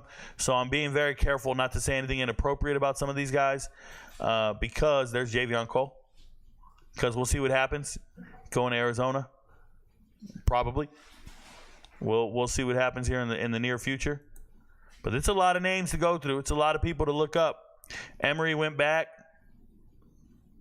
Trying to make sure I don't miss anybody. But yeah, we'll talk about it in the upcoming episodes. And I'll break it down. Hey, Sidney Fulgar, he can play. I know they're going to say he didn't play well at South Carolina, but he's not a bad player, man. Some teams should be interested in him. Brockemeyer going to TCU makes sense. His brother went there last year. They're twins, so he's going back. That's fine. Go do your thing. Go back home. I think their dad played in Texas too. So go do your thing. Destin Thomas jumping in the portal again. Tyler Barron jumping in the portal again. Xavier Williams, he's not a quarterback anymore. They say he's a safety, and he just left UCF. More power to him. Chris Hardy, the best defensive lineman in the portal. I think he's going to Oklahoma. We'll see where he ends up. Chris Hardy, Jacksonville State, complete stud. And I think Jack Nichols should probably get an offer from Miami. We'll see, because his brother's going there next year. I hope they at least give him an offer. If not, he's got to come home to Georgia. Do what he does. Colton Hood, stud, and his brother's great too. Colton Hood actually pops on tape. He's probably the third best corner at Auburn, so that one's pretty good. Jalen Berger played everywhere, right? He played at South Florida, played at Colorado, played at Michigan State. We'll see what happens. He's a good running back. Should probably get some playing time somewhere. Terrence Brooks can play. These are all pretty good players that joined all on the same day. It's pretty awesome. Keep looking. Sorry if I'm looking off on the side on the camera. It looks like I'm not looking at the camera, but I got to look at the screen. Yeah, that's pretty much all I really wanted to talk about. There's probably a ton of other guys I want to talk about, but when I see a name that really sticks out to me, I go off, right? John Emery Jr., good running back, 5 stars, can play anywhere. We'll see what happens. Savion Wilkerson looking for a spot, trying to land on his feet somewhere. I mean, there's players out there that can contribute. Don't ever sign Deacon Hill. Any team out there, don't sign Deacon Hill. Your friends don't know, but Rico knows. Thanks for being here, guys. And remember, I do this for my father, y'all. Stay up. Peace. I do this for my father, who I've only seen from time to time in my dreams. I do this for you. I do this for my mother, who's finally clean and no longer a fan. I do this for you. I do this for my sister, my wife and my kids, cause they part of the team. I do this for all the naysayers and haters who made me one of the greatest. I know it kills you inside, that's why I do this for you. I do this for my father, who I've only seen from time to time in my dreams. I do this for you. I do this for my mother, who's finally clean and no longer a fan. I do this for you. I do this for my sister, my wife and my kids, cause they part of the team. I do this for all the naysayers and haters who made me one of the greatest. I know it kills you inside, that's why I do this for you. I do this for the kids who sit a bit outside the mix, who maybe cope through humor just to fit in for a bit, who never let the world know when depression's setting in. To all of those who know you, that impression don't exist, and it ain't counterfeit, it's just a way to counter it. I'm living things I dreamed about, I still encounter it. It ain't something that a cigarette or alcohol can fix, but all because of it, I flipped it quick, went on to write some hits. This a success, off another breath. This the first step in searching to be nothing less than be the best in what you do to prove their strength in being you. Learn so much in chasing dreams that I never would in school. Depends on where your passion lie. Just know passion never lie. Life presents distractions, but your actions have to fortify the things that you believe in. Have to scream it like a battle cry and leave the ones who didn't looking stupid while they're asking why. Couldn't lie, I really do this for the ones I love. Those who treat the music as a vice and lyrics like a drug. Those who need advice on how to lift their spirit high enough to break out of the box they make of lives they know aren't good enough. Just because it's how it is don't mean it's how it has to be. This is what